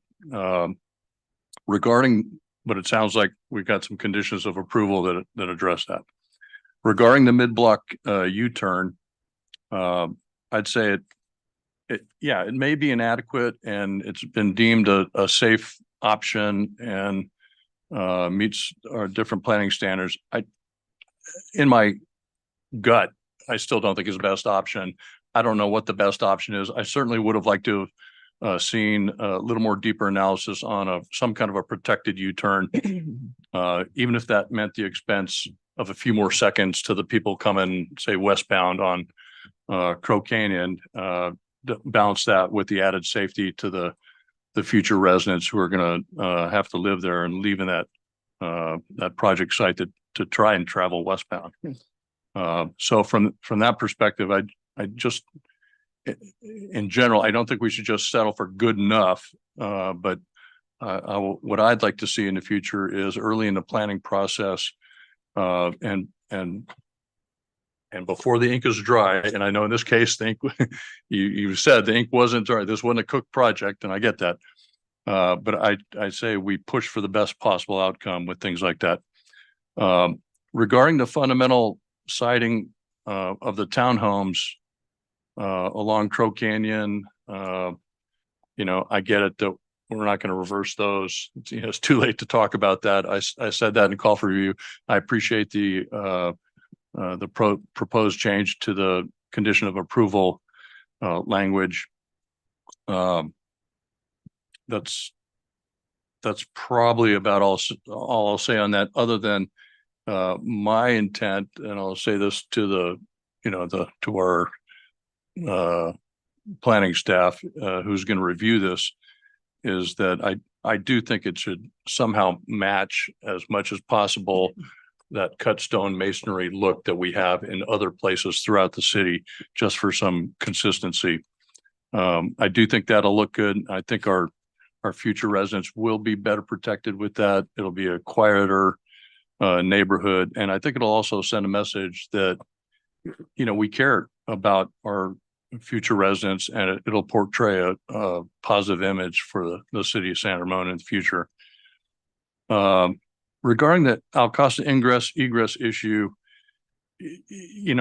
as I read the staff report and I kind of heard the discussion tonight, this issue to me was never really about the fire district access into the site. They've got that off Crow Canyon. They've got that coming in from Alcosta. To me, it was more about multiple exits for the residents, whether it's for routine daily circulation or in worst case, disaster evacuation. And I just say that from my perspective, having worked for FEMA for many years on disasters, and I was involved in many different planning activities and executing different response and recovery missions for major disasters. On several occasions, I have seen that things were made worse by only a single option for an evacuation from an area. So I don't think we have to go too far back, back to 2018 to the campfire with destroying the entire town of Paradise, killed a record number of people. And at the same time, they were having similar problems down in Malibu. Or you can look at hurricane evacuations in the southeast. That's on a grand scale, but on a small scale, we don't know, and we can't even imagine what the circumstance would be that something might happen that might block off that Crow Canyon egress site, if you will, that might require an evacuation out of that neighborhood. Could be a chlorine tank spill, could be a fire. I don't know what, we don't know. But having a second exit, I think is important for evacuation into the future. And yes, there might be somebody with a key available, but I don't know if that's really quick enough, if it's really an immediate evacuation. What's some other notes here? Let me see. Yeah. Well, just to add on to that, if you got to think about the people who are living in there too. It's not just the able-bodied people that need to evacuate in an emergency, but those the elderly, those with access and functional needs. You got pets, you got personal effects that people need to carry, and that sort of thing. And you don't just all of a sudden get up and throw that on your back in an emergency. So again, maybe that'll never apply to that neighborhood, and let's all hope and pray that that doesn't apply. But in the future, what I would like to see, and maybe we have a defined, some kind of written objective standard going into the future, is something that says we're going to have two ways to get in and out of a project site, not just for the emergency vehicles, but for everybody who's going to be living in that site. Finally, we talked about the dispersal of the affordable units. Thank you for that accommodation. Frankly, I would have loved to have seen more than just the one low income unit. But I think in general, the way I read our inclusionary housing ordinance and general plan, I think that's the right thing to do, is to disperse across the entire project area, all the different neighborhoods within it, to meet that dispersal intent that we have written down. I guess I'll kind of bring this to a close here. Our current residents and our future residents, they're looking to us as a council. They're looking to us as city staff, as the planning commission, to provide projects that lead to a good quality of life, for issues like their safety. I think it's important for our image as a city. I think it'll also help to maintain good property values when we have good projects. All these things compound together and work for the good. And we ought to be thinking about the kind of San Ramon that we want to be creating for the future. And let's not just settle for good enough. It's a good project. Okay. Don't object to the project. But I think we could have done better earlier in this process, even before it came tonight. And I think in the future, we can do good as well. I know the last thing I'll say, I'll kind of turn my attention to the city manager and just say, maybe this is something that we as a city council can discuss at the goal setting session. And that is, how do we kind of prioritize, the development of more defined objective development standards and things like that. How do we allocate the resources, the time, the funding to enable us to get that done? We've talked about it an awful lot, and we're making some progress through the general plan updates and things like that. But I think we still have a long way to go, and maybe that's something we can talk about, just so the staff is clear that this is a priority for us, because we're going to have more future development applications, and we got to get as objective and as crunchy as we can on some of these standards. And last thing I'll just say, we've got some really good people, and they do really good hard work at diving into all these things, and we got some good developers.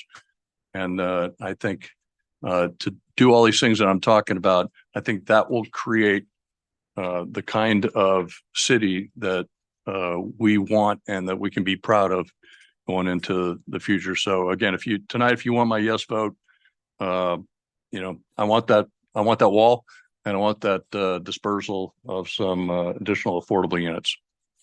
Thank you. Was that a motion, or that is my comments? Okay, go ahead, Scott. Do you want to go? Okay. Yeah. Cool. Thanks. Thanks to staff, especially planning department. A lot of work, I know, and thanks to Lennar. Thanks to our traffic engineering department patiently answering all my questions, and thanks to our city attorney as well as our planning commission for working on this project. My previous home was Lennar. I love it. Your customer service is amazing. So thanks. I hope you'll continue to keep that way. See, as a city council member, as well as a city council goals, one of our top priorities is safety. So as Council Member Armstrong mentioned, that's our top priority. And road safety is part of our public safety. That's one thing that we wanted to make sure we are addressing that. And I appreciate that you are agreed to the things that we requested, especially on increasing the size of from 150 to 200 feet. Even though we think that still, as Councilmember Armstrong said, having one way out and one way in is still a risky part. But one thing I like, actually two things I like is, one is emergency vehicle, that one, and also there is a route to Iron Horse Trail that can also help in case of any emergency that can happen. So that's another reason I'm okay with it. Especially we are living in earthquake prone area, right? So we need to be cognizant about that. And again, coming to the points that you agreed, we appreciate it. And I'm sure this will be a beautiful community. I'm looking forward for that. Thank you. Okay, so I just wanted to say, I mean, I would feel a little more comfortable. The only thing I asked for is I'd really feel more comfortable if we just made the commitment to, build a solid wall. I do agree that cut stone masonry creates some consistency along along the Crow Canyon road there. And I would also like, just on these metrics that we asked for, well, and thank you very much for going back and reconsidering all of that. I would just rather have that we have affirmation that we will have the 200-foot turn pocket. Yeah. And just to make sure, the only reason is because it's really, we were talking, is Councilmember Perkins or Vice Mayor Perkins was mentioning, it's really just about safety. And that's something that we want. And we'd be really happy if we just made that commitment. We can do the 200, we can commit to the solid wall at a graded scale, like you mentioned, because I think that makes perfect sense. And, this adding the one single family, low income household, and which I really appreciate, because when I first mentioned it, I certainly wasn't sure if I would have support of my fellow council members. So I appreciate you both, Vice Mayor Perkins and Councilmember Armstrong, for supporting that and adding to that. And then I would also say, yeah, so that's all I really have to say. I think if we can just make that commitment today that we will do that, it would make me feel a lot more comfortable making that decision today. Okay, to make sure my mic's on, I want to thank our planning commission. Thank you, guys. You did a darn good job to get us where we are, and it left us with a really good foundation to make some adjustments here. And I want to thank former Vice Mayor Armstrong for bringing this call for review, because it did add value. I was originally skeptical that this was going to add value, but it clearly did. And I want to thank you for that. And I want to thank staff, Ryan, Debbie, Lauren, Deborah. Guys did a great job. I appreciate that. And our city attorney. And I want to thank Lennar. You guys were part of the original out there in Dougherty Valley with BLC, which was Brookfield, Centex, and Lennar. Built what, 6,000 homes out there? There you go. Thank you. 5,037. And you built some great parks out there, and you built a lot of great stuff out there. So I want to thank you for stepping up and being the contractor for this. I'm very grateful that we were able to work out these 4 conditions of approval as adjusted. And I'd like to make a motion if the mayor is okay with that. Yes. I'll move that we approve the project with the amendments as written and recited by our attorney for conditions of approval numbers 11, 12, 15, and 26. I was quick on that one. Okay. They've got it. Oh, you're the seconder. All right. There you go. Okay. I didn't need to talk. I got, Hit the blue button. There you go. okay. Hit it again. Hit it again. Where's the box that says hit it again? There we go. Well, there you go, Lennar. Thank you very much. Yes, excellent. So Okay, there's nothing else for the good order. This meeting is adjourned. there we go. Yay. How about that? We got in and out.